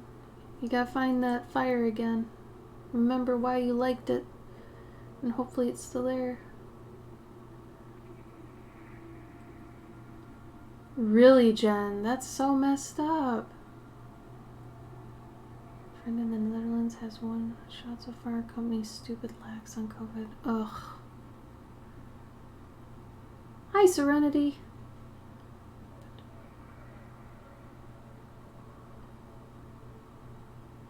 Yikes. Jen, that sucks.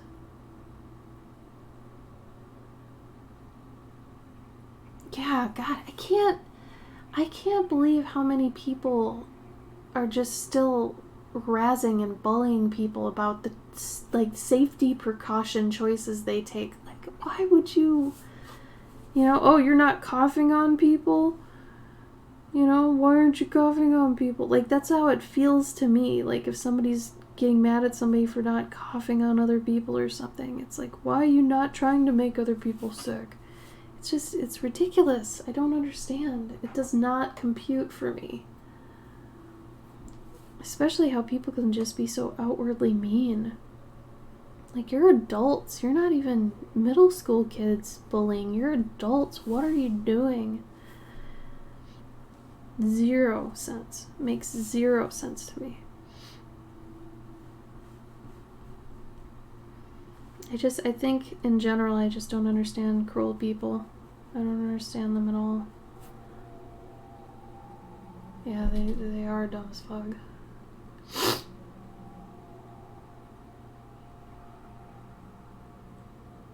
Oh, good for you, Jen. Good for you for taking precautions. Damn. And that is a reason I don't like to celebrate 4th of July. Just that America is so dumb with some things. Like, oh my god. I know you're elsewhere, Jen, but still, America's bad too. It's just, oh. Like, I'm on the border to Iowa, and there's just some total feedback here. Kickback of people not doing things. And apparently the town I'm in is known for being more, I guess, maskless type thinking. So, like, I looked crazy. I went to the post office the other day, and I had my mask on, and I'm sitting in line. 2 people come in, no masks. The door still has the masks are required sign because it's a government building and all that. Yet even the postal workers weren't wearing masks. So I'm very confused. I don't understand. I mean, granted, they didn't give me any guff for wearing one, but I don't understand. It's as simple as that. I just don't understand. I don't understand how it's political. I don't understand how it's a reason to yell at somebody. Like that they're, you know, fearful or something like that. That just doesn't make sense to me. I'm okay, Serenity. How are you doing? How are you feeling? You been okay? Good for you, Crane.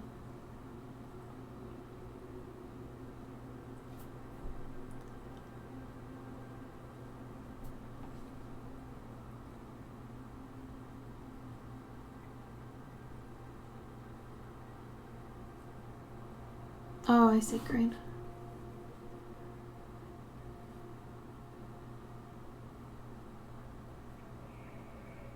I mean, masks are better than no masks. Let's just say that. Yeah, the vaccines aren't tested enough, but they're something as opposed to nothing, you know. I think we're at that stage of things. Something is better than nothing in this case.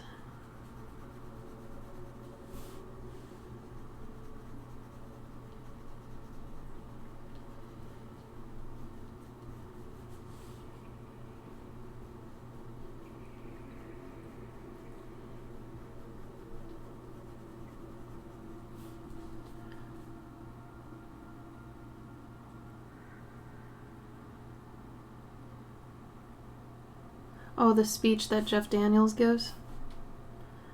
Yeah, that had been circulating a long time ago. It's good.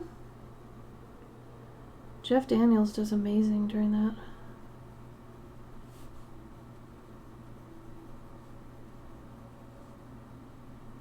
It's crazy to think he was in Dumb and Dumber and then he can be that eloquent.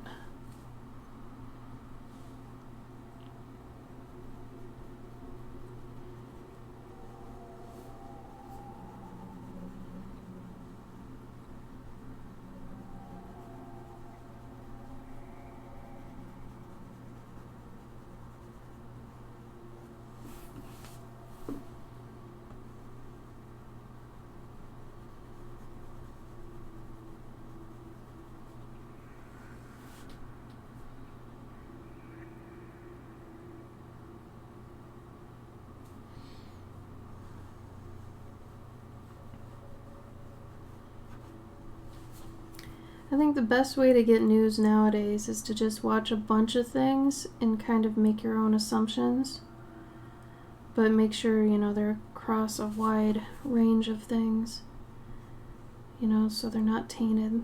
You know, getting something from Twitter and Facebook and all that stuff, but also, you know, matching it with things you see on CNN or, dare I say, Fox News.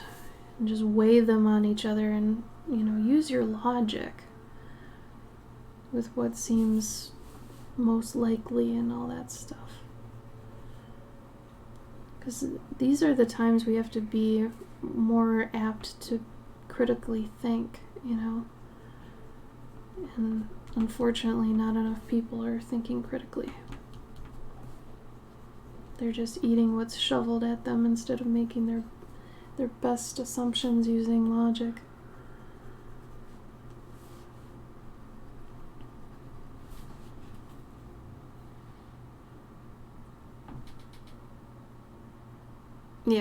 Yeah, it really is. It's stupid. I try not to talk about it on here. You guys know that. But it's all consuming lately, you know? Just really sad.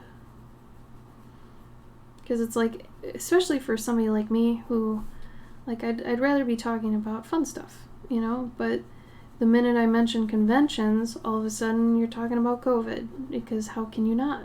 You know, that's affecting conventions. And then talking about art online and stuff like that. It's like, well, that's affected by this other thing that's political. And it sucks. Because I don't want to talk about it. I don't want to talk about political things. But it's like, how do you not talk about that stuff?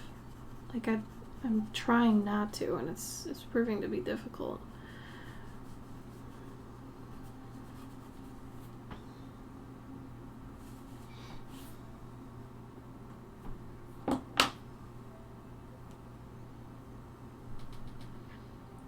What sucks is I don't think there's enough time to have news courts. It's a good idea, but like if something happens and people need to react within like minutes, it's not like we can necessarily have a news court for it.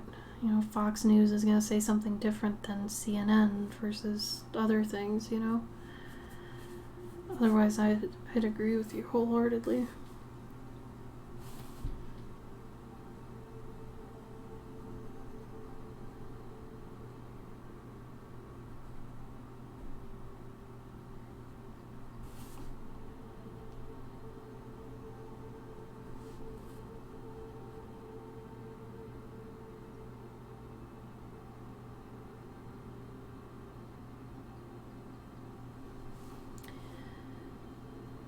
I had asked earlier about TV shows you caught yourself watching that you didn't think that you would ever watch.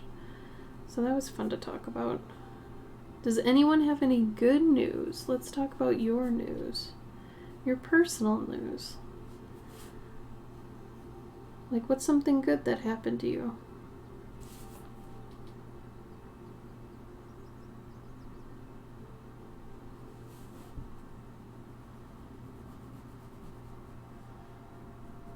I'm trying to even remember June, man. June flew by for us.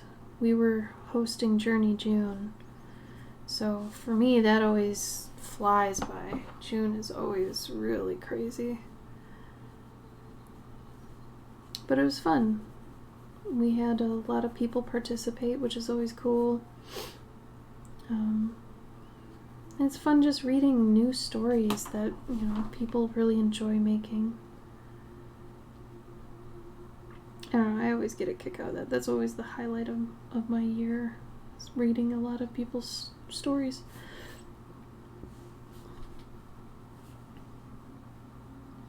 They seem to fluctuate like within 5 to 10 a month, Crane, so don't get down on yourself about that. I feel like that's pretty normal.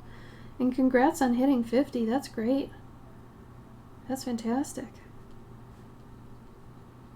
Definitely a big milestone.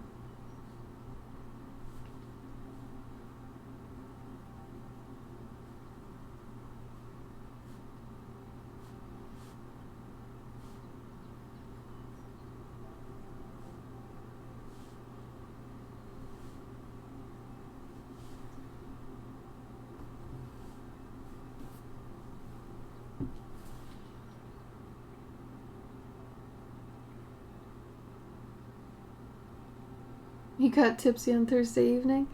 Well, hopefully that was a good thing for you.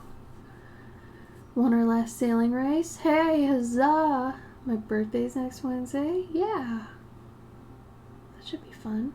My fursuit's coming along. Got pictures ahead. That's all good stuff, Cavendish. Good for you. Definitely things to look forward to. How'd I like my own story? I enjoyed working on it. I hate that it was rushed. For a while I was putting it priority over some other things during the day, and I realized that I would end up spending too much time on it, and because I was having fun with it. So once I realized I was spending too much time on it, I had to shove it behind doing other things. So that meant that I was up till about between 1 and 3 a.m. working on it, and rushing it a bit. So I did like my story. I thought it was fun. I probably still like my first year story the best. This one I fell into some trite tropes, which when you're going really fast with something, I feel like that's pretty normal. You fall into some stereotypes, which, you know, as long as you're aware of them, you can fix them on the second draft. So there's a lot of stuff in it that I wanted to get in that either I didn't have time to, or when you upload photos to Instagram, I didn't want to break them into 2 posts because you can only have 10 up.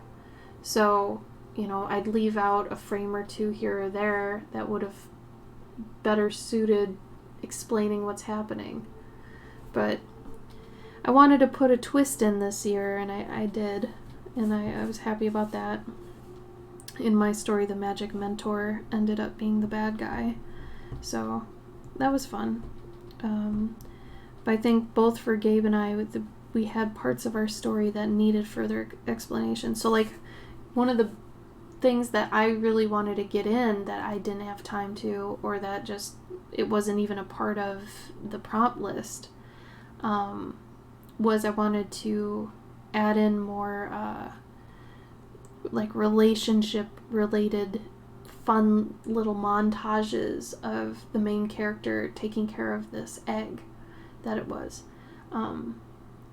You know, similar to, you know, how it would just take care of it and building up the relationship between the main character and the egg, so that at the end of the story, when the twist happens and all that, it's hit home more, like it means more, because the way it was now, it was just so surface. Like I only got down the structure. So were I to take this to the next draft, I would add in all those auxiliary fluff elements, we'll call them, or just like they're in-betweens. If this were like animation, your Journey June story that you've got now are your keyframes, right? Now you take it to the next step and you put in all the in-betweens, which are all those things that connect all the bigger things, right? And all the little things that, the details that make the story stronger, you know, all these little things. And I think a lot of people who end up using something at the end of their story, they could foreshadow that earlier in the story too, and that also will make your story stronger. So those sorts of things sometimes have to come after the story is done.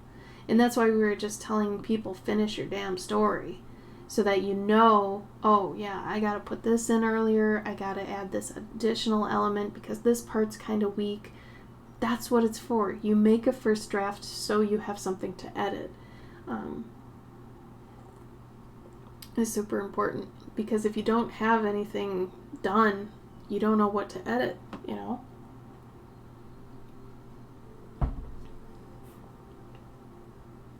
And this did not make you love it. That's fair. Yeah, IG's not the best. You could have used Twitter. We would have been fine with that. Granted, my use on the account on Twitter is not so hot. But people were doing it on Twitter. The past couple of years, they've been doing it there and on Tumblr. Facebook, not as much.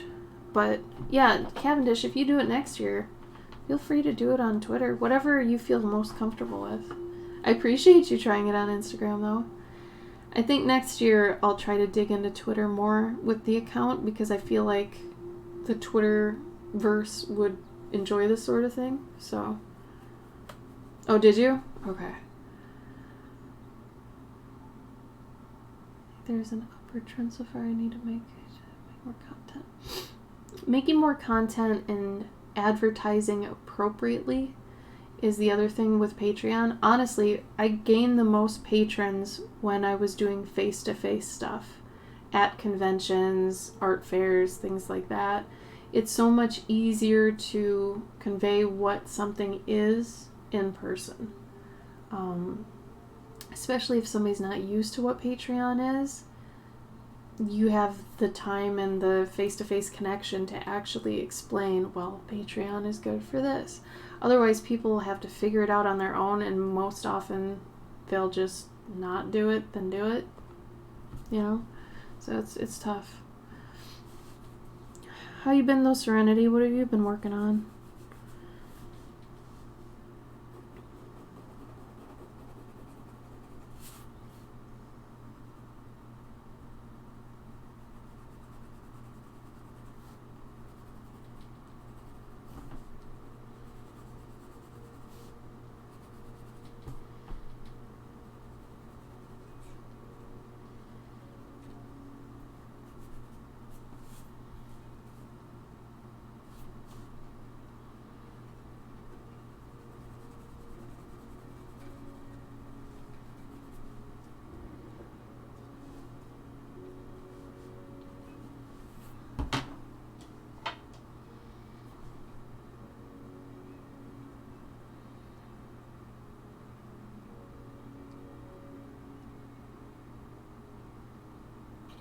I think you did great. Yeah, bare minimums, 1 per prompt, so you did fine.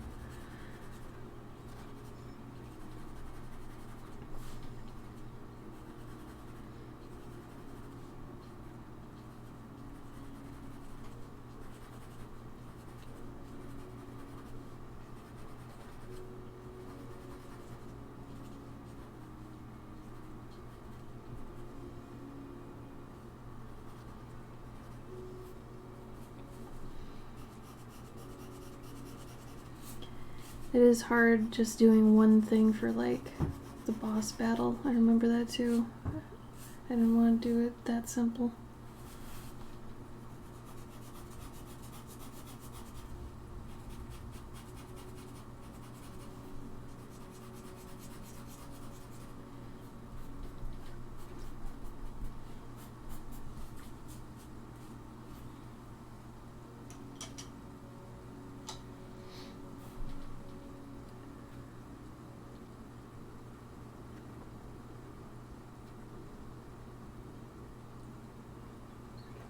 Well, that's good, Serenity. Sorry you're not doing good health-wise, but the fact you're keeping up with your work is really commendable. Good job.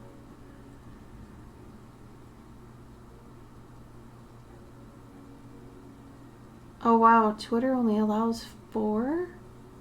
I didn't know that. Well, that's good to know. I guess you'd have to combine images and then upload them. So for the first, post out of the 4, that one might have to have multiple ones in the image. So that could get kind of muddy. I could totally see that.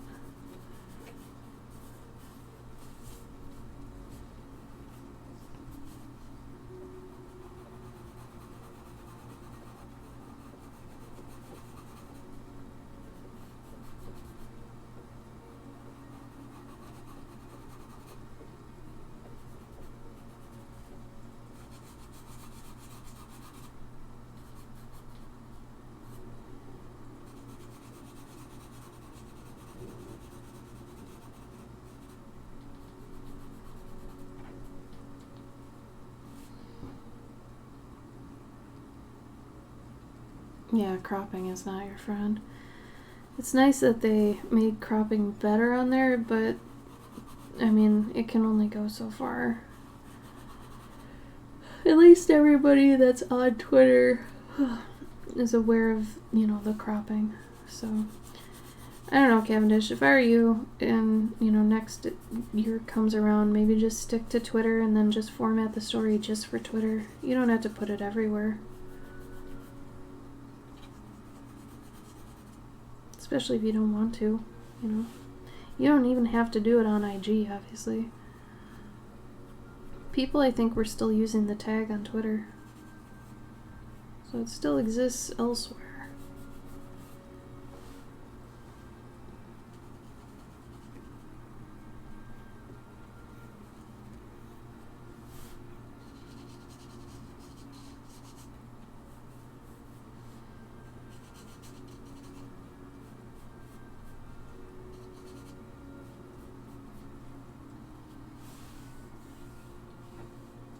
It was cute. It was so cute.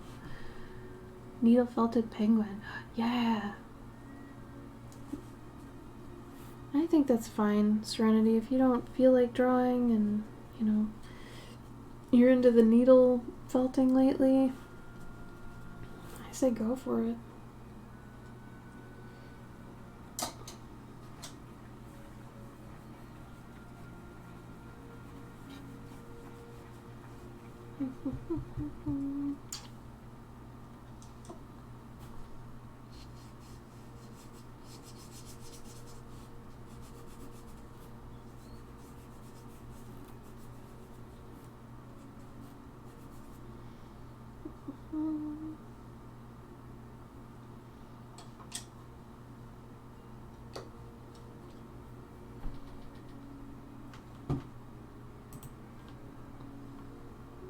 Oh, you gotta be logged in to view it. Can you right click it and open the image in the new tab? Then we should be able to see it.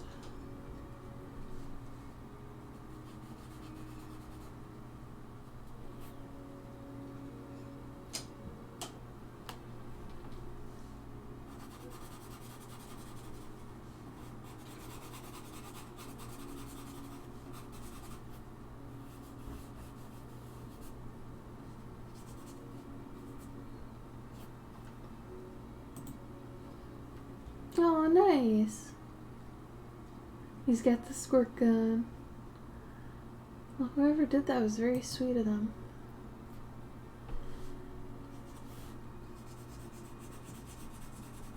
Sounds like a nice site. It's got a lot of good people on it.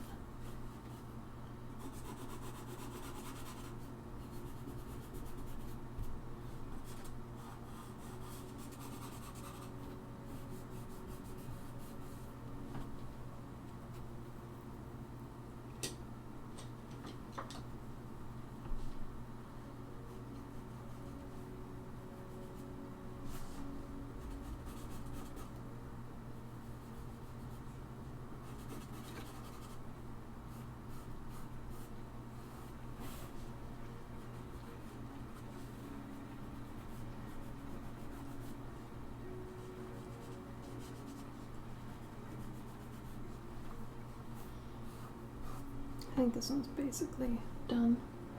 I don't have to do, like, go too crazy on it. It's not an official commission, so I don't have to go too nutty.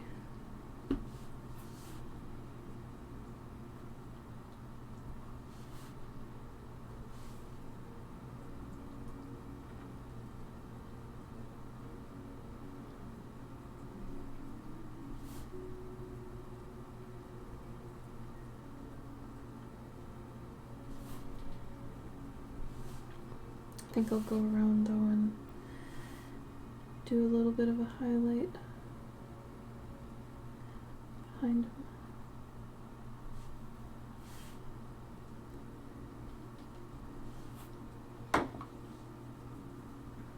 Oh no, I missed it. Dang it, what did it say?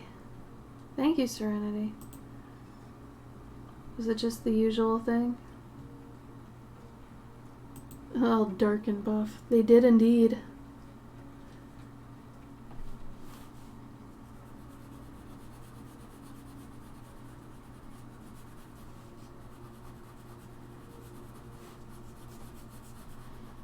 Thank you, Serenity.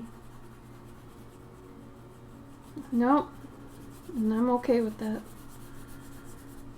I don't want millions of followers.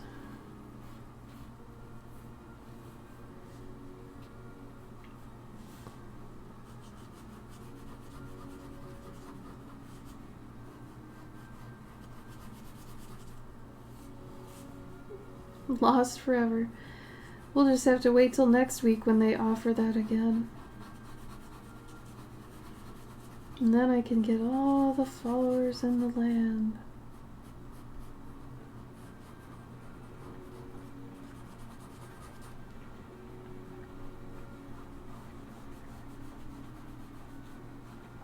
I keep wanting to just get enough like business so that I'm comfy where I am, and I'm not taking too much time out of my day to ship stuff. I don't have to hire other people to do things for me. I have no interest in that. I like doing shipping myself, honestly. I like the personal touch. That's why I don't like print-on-demand sites either. I don't like using those because I like to include like stickers and fun little incentives in the things I do ship out for, you know, something. So I would never want to get bigger than, you know, the point where I'd have to not do that anymore.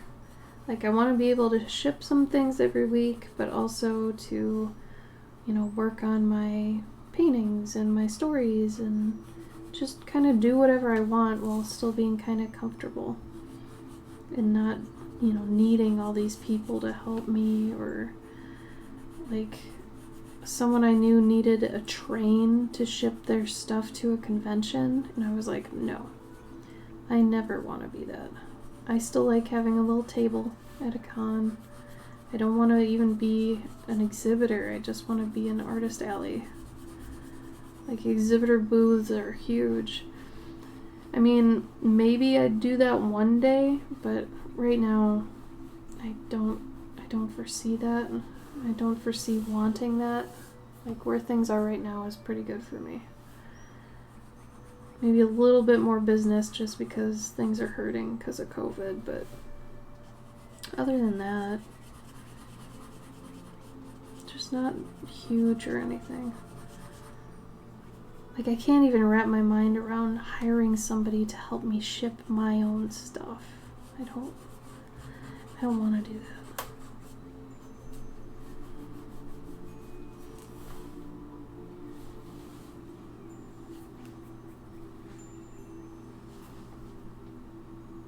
that. Serenity.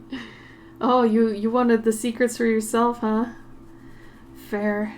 I mean, you are a mod, so you earned it.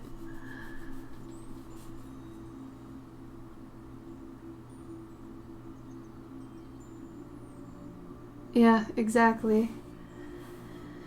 I mean, paying for ads once in a while is okay. Like, I'll admit I inject some money into legitimate ads just so, like, you know, if I've got a limited time offer on something, I'll do it for that. You know, and then once I get to 10K, then I get a little button, which helps with business, but that's it. Like, that's all I want, and then I'm just done trying. Like, grinding that way. I just think it's stupid that Instagram gives you certain things at certain levels. It's like, what would be the problem with giving the swipe up feature in stories to somebody who's at like 1,000 followers? Like, what's the harm in that? You know, what is the problem there? It's obviously that they want people to try to get a higher number so they can get that, so they can, you know. It's too bad. Because that feature does help a lot.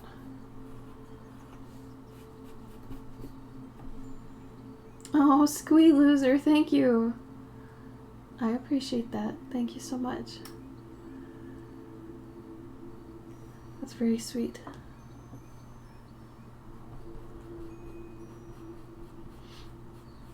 I think I'll go to drawing the sad duck soon.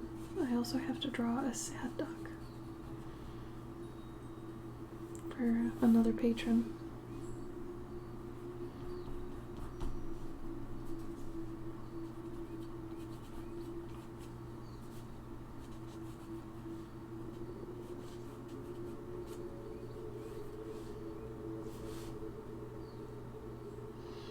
Yeah, I don't blame you, Serenity. I don't blame you one bit. I think I will add some gold to this, and then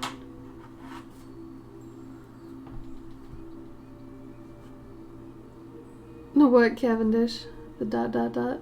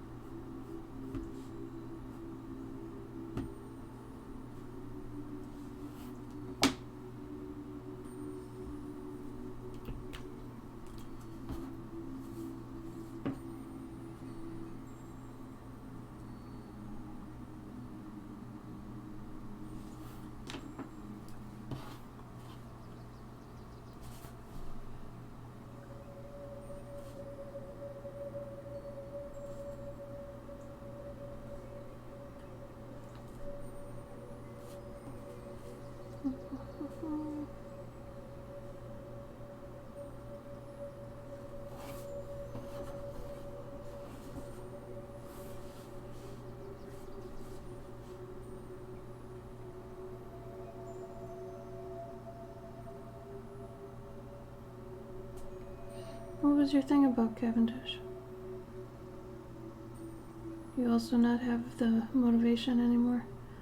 Well, I know you didn't like using it. You're more of a Twitter guy, right?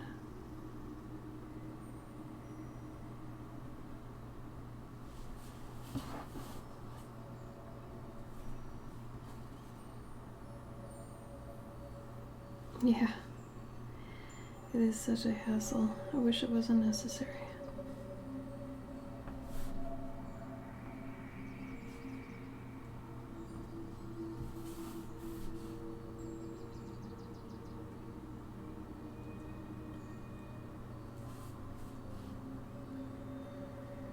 Yeah. Seems like if you can get a nice click on Twitter, like just you and a few friends, it can be a really good place. But, you know, when it's not a good place, it's not a good place.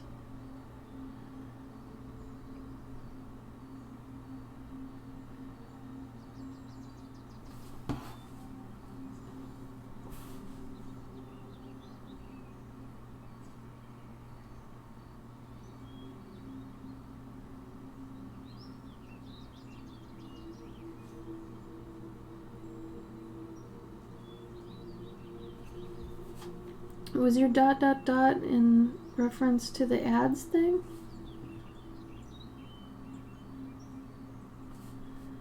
Man, this part is very relaxing. I just want to draw lines right now. Oof. Yeah, right. No effort selfies. Oh, God. So true. Or like younger girls who just post things. But it's okay. That's, you know, that's ultimately what Instagram's for. So it's not like we can just... They're just horny. The earth runs on people being horny. Oh well.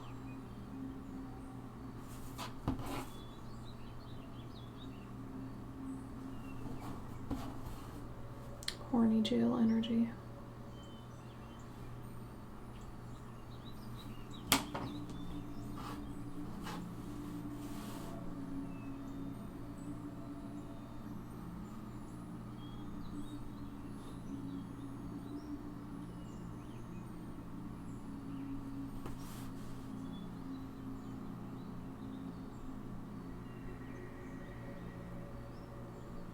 It's like I never notice how all over the place my hair is until I stream and I'm like, oh, maybe I should do something about that. Like, it never looks bad when I'm just normally doing whatever, but once you get some lights on it, it's like, Jesus. It looks kind of rough. Oh, thanks, Cavendish. This one was a gold one, a gold pen, so this one's pretty nice. I think the only gel pen I used here was for the eye and the nose. But thank you. I'm glad you enjoy my work. Oh, I forgot to show you what I did for the classes. Dang it. One was a fox, too.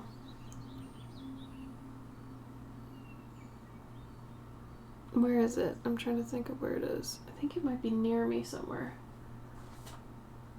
Is it here? I'll show it next time. Yeah, it's shiny. I'm glad it looked good even without the effect, though. That means it's working. Yeah, for the class I had done a goose and a fox. You know what? Maybe I could just finish those on stream. Because I plan on selling those anyway. So I might as well finish them.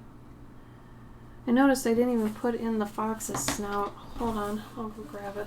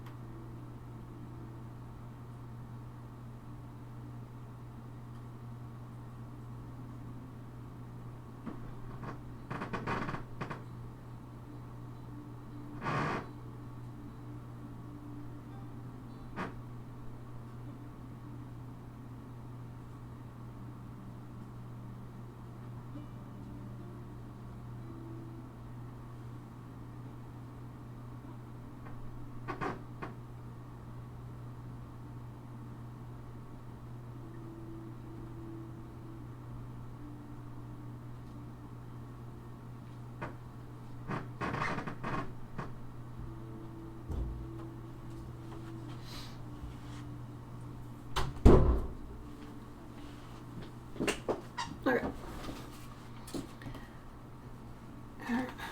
They both feature a fish. So I had done a fish for them.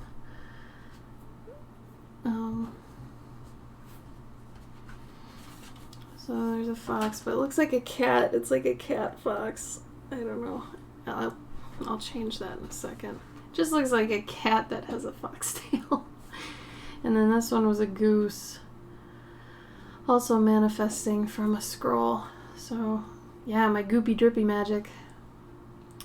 So maybe I'll do these up then. So a fox would have a more schnoz. There we go. Now it's a fox. That's all you gotta do. From cat to fox in 2 seconds flat.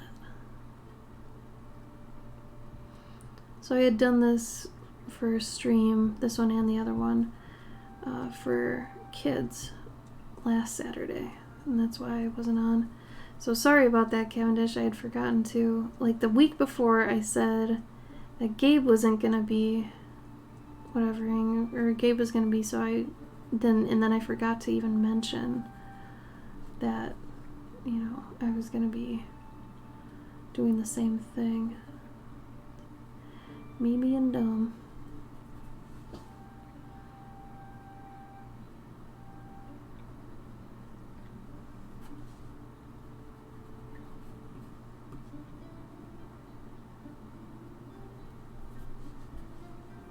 There you go.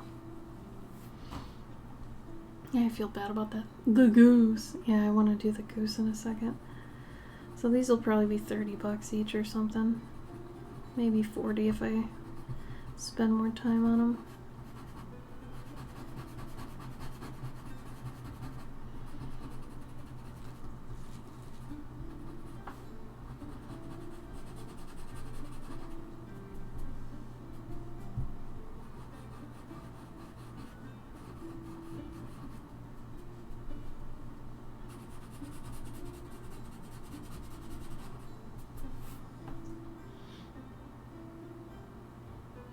Yeah, it needs some more effects, but otherwise it's pretty alright.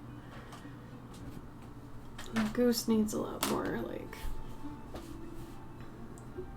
line work here.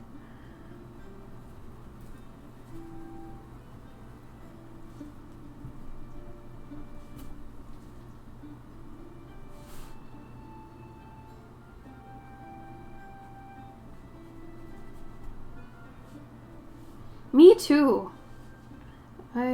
I'm quite happy with that all the time. That's something I think I've learned how to do pretty consistently. I'd like to think it's very much my style, but I don't even know what my style is anymore.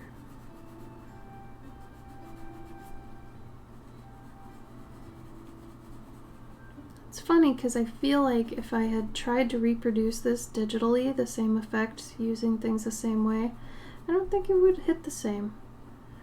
There's something about seeing it like this in person where it's like, wow, that pops, you know?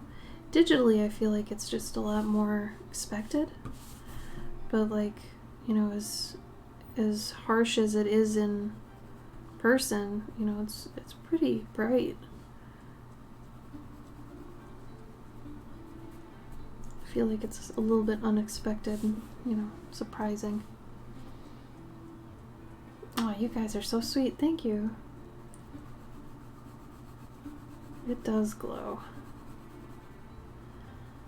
This one would probably be about 40. So this one's a little bit more intricate.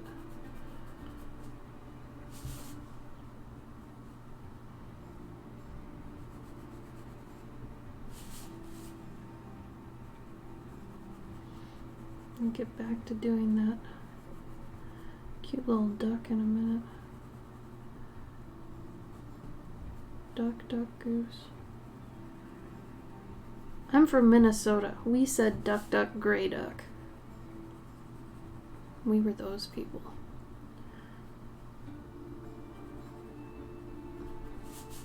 Does anybody have something else they said for that game?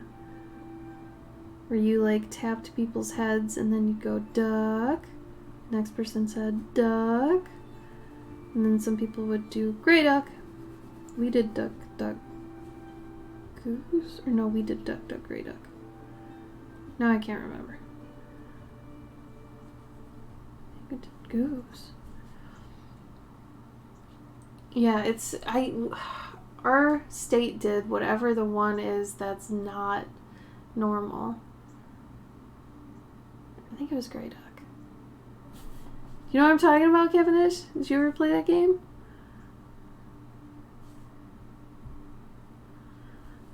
Let me type it in. I'll even show. There's a graphic that goes with it.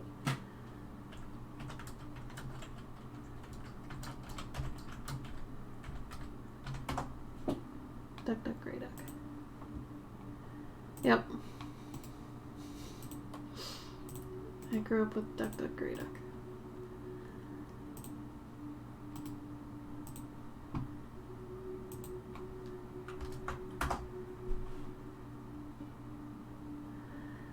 I don't know why we say duck, duck, gray duck.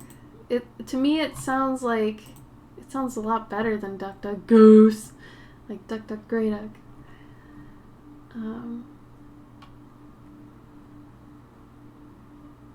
So I'm looking at an article right now that says why we say duck, duck, gray duck.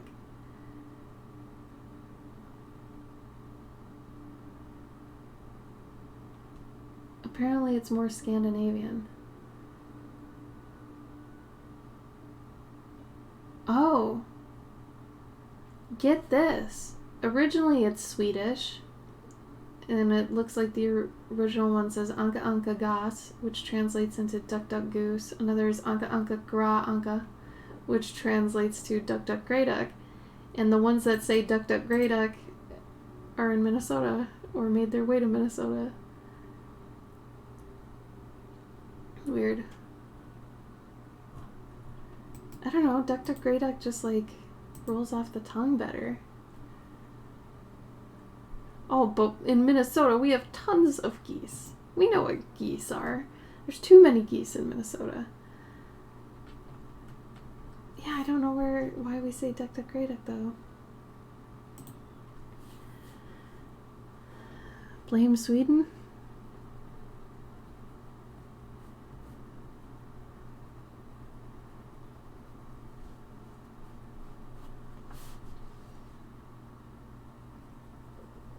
I was watching the new Fargo show recently too, which is pretty good. Billy Bob Thornton's amazing in it. So is Martin Freeman. But man, they lay into the accent a little too hard in my opinion. Like especially Martin. Which is funny because Minnesota doesn't really lay into it as hard as everybody thinks they do. Wisconsin, on the other hand, has way more of the oh yeah, you betcha, don't you knows, and boots and boats and all that.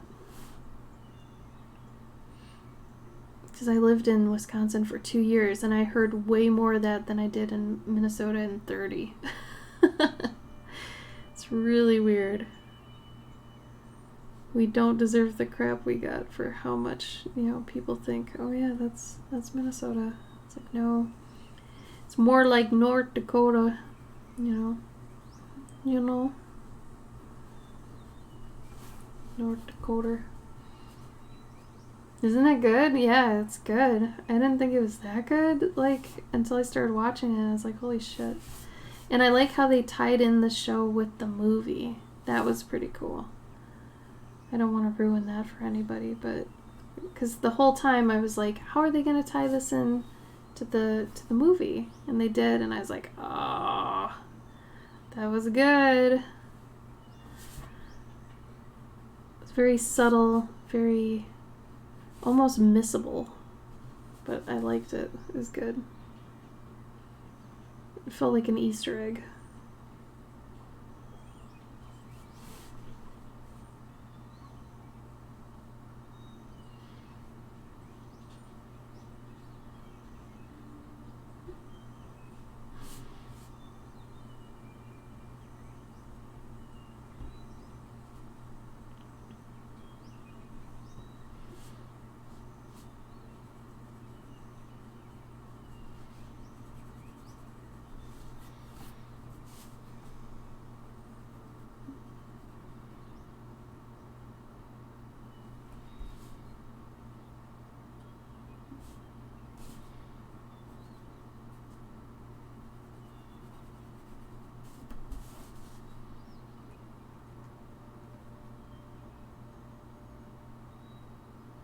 Oh, that's true.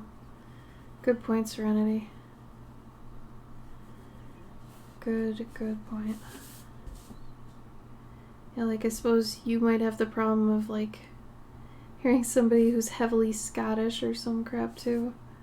Or like you're speaking German and they're speaking Welsh or something.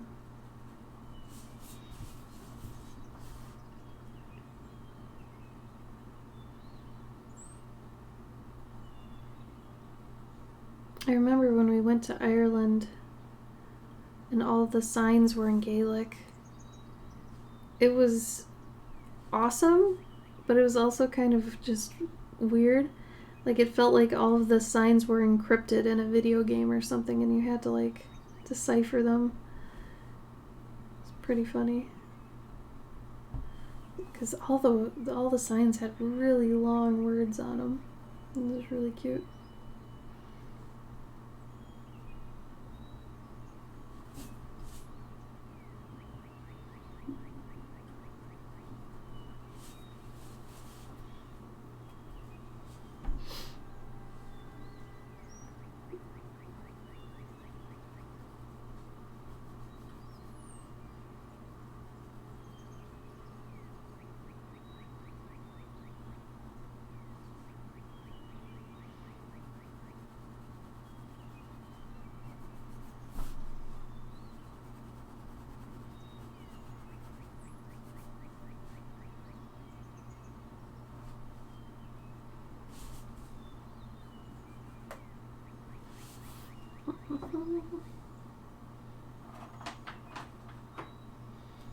I might do a clover card sometime soon that has like gold accents on it as like a rare kind of cool thing. I think that'd be fun. Maybe I'll do like a toned card. I haven't done a toned card yet.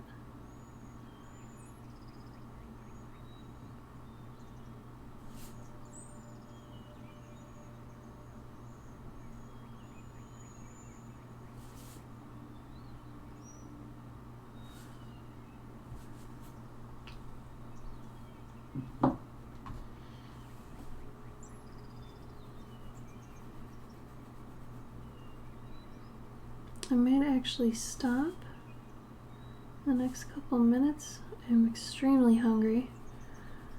Need to eat something. And yeah.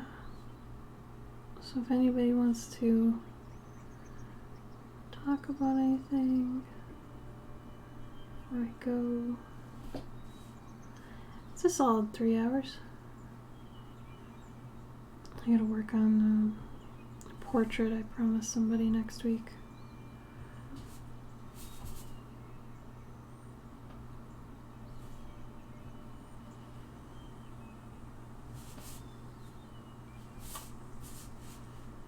So at least we got done the guinea pig.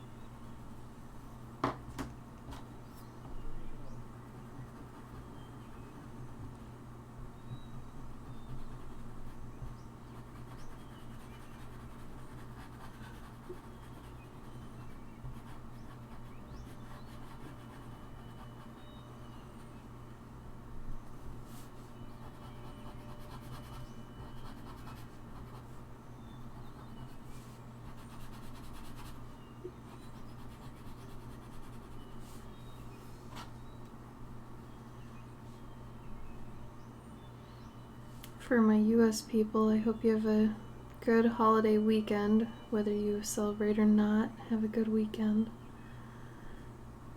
Overseas people, it's 4th of July this weekend, so patriotic Americans are doing their thing.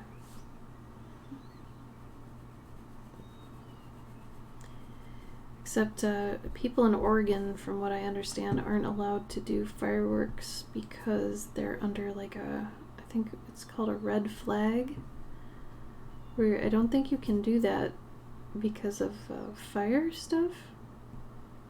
If I had to guess what that means, that's what I would guess that means. Because it could cause a fire. Wildfires and stuff. Not yet, Cavendish. Nope. I'm giving people about 7 days to wrap up their stories that still, want to finish them. It'll probably be mid-July, though. What we end up doing is we send out a survey, and we usually have 2 dates, and those 2 dates people can, vote on which one works best, and then we'll do the date that works best for people. And then if for whatever reason you missed the class, but you still earned it, we'll send you the link to the recorded one so you can watch it again. But, having it live and being there live is so you could ask questions about whatever we're doing when we're doing it. Because we go over a lot of, Photoshop stuff that can be confusing. We usually get the most questions around that time. Or when we get to the section where we say how to make a perfect bound book, people have a lot of questions during that one too. So if you think you're the type to have a lot of questions about stuff, you might want to attend the live one. Otherwise, if you're cool with not doing that, then you'll get a recorded version of it. Yeah, live is so much better. If I were doing it, I'd want the live one. Don't have your 4th of July, but we have European Championship soccer. Same level of people being stupid. Yeah, I could see that. Sports have a tendency to draw out that same sort of thing in people. Oh, well, Cavendish, it's usually on a Saturday or Sunday. So,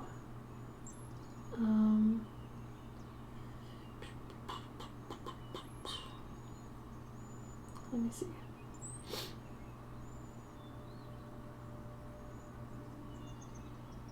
They have till the 7th, so it'll probably either be, we'll probably give 4 days. It'll probably either be 17, 18, 24, and 25. We'll have people choose between those 4 dates. So hopefully that helps. If not, like I said, and you always have us to ask questions afterwards too. You're in the fold, so you can basically hit me up and ask me about any of the things that, if you see the recorded one and you need help, let me know. Alright, I'm gonna peace out. It seems like a lot of people aren't even on because it's a holiday weekend, so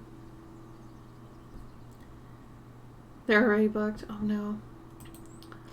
Well, we'll have to depend on the masses to tell us. So when you get the thing, vote for the next weekend then.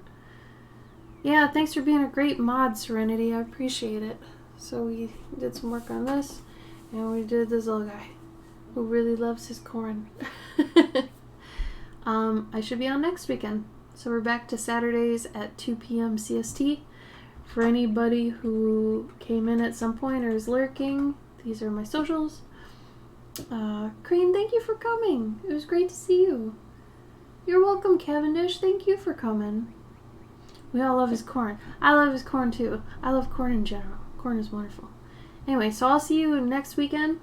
And at 2 p.m. Gabe's gonna start streaming soon again too. I don't know when, but he'll put it up on his IG, I'm sure. So have a good rest of your weekend and have a good week coming up, okay? Okay, have fun.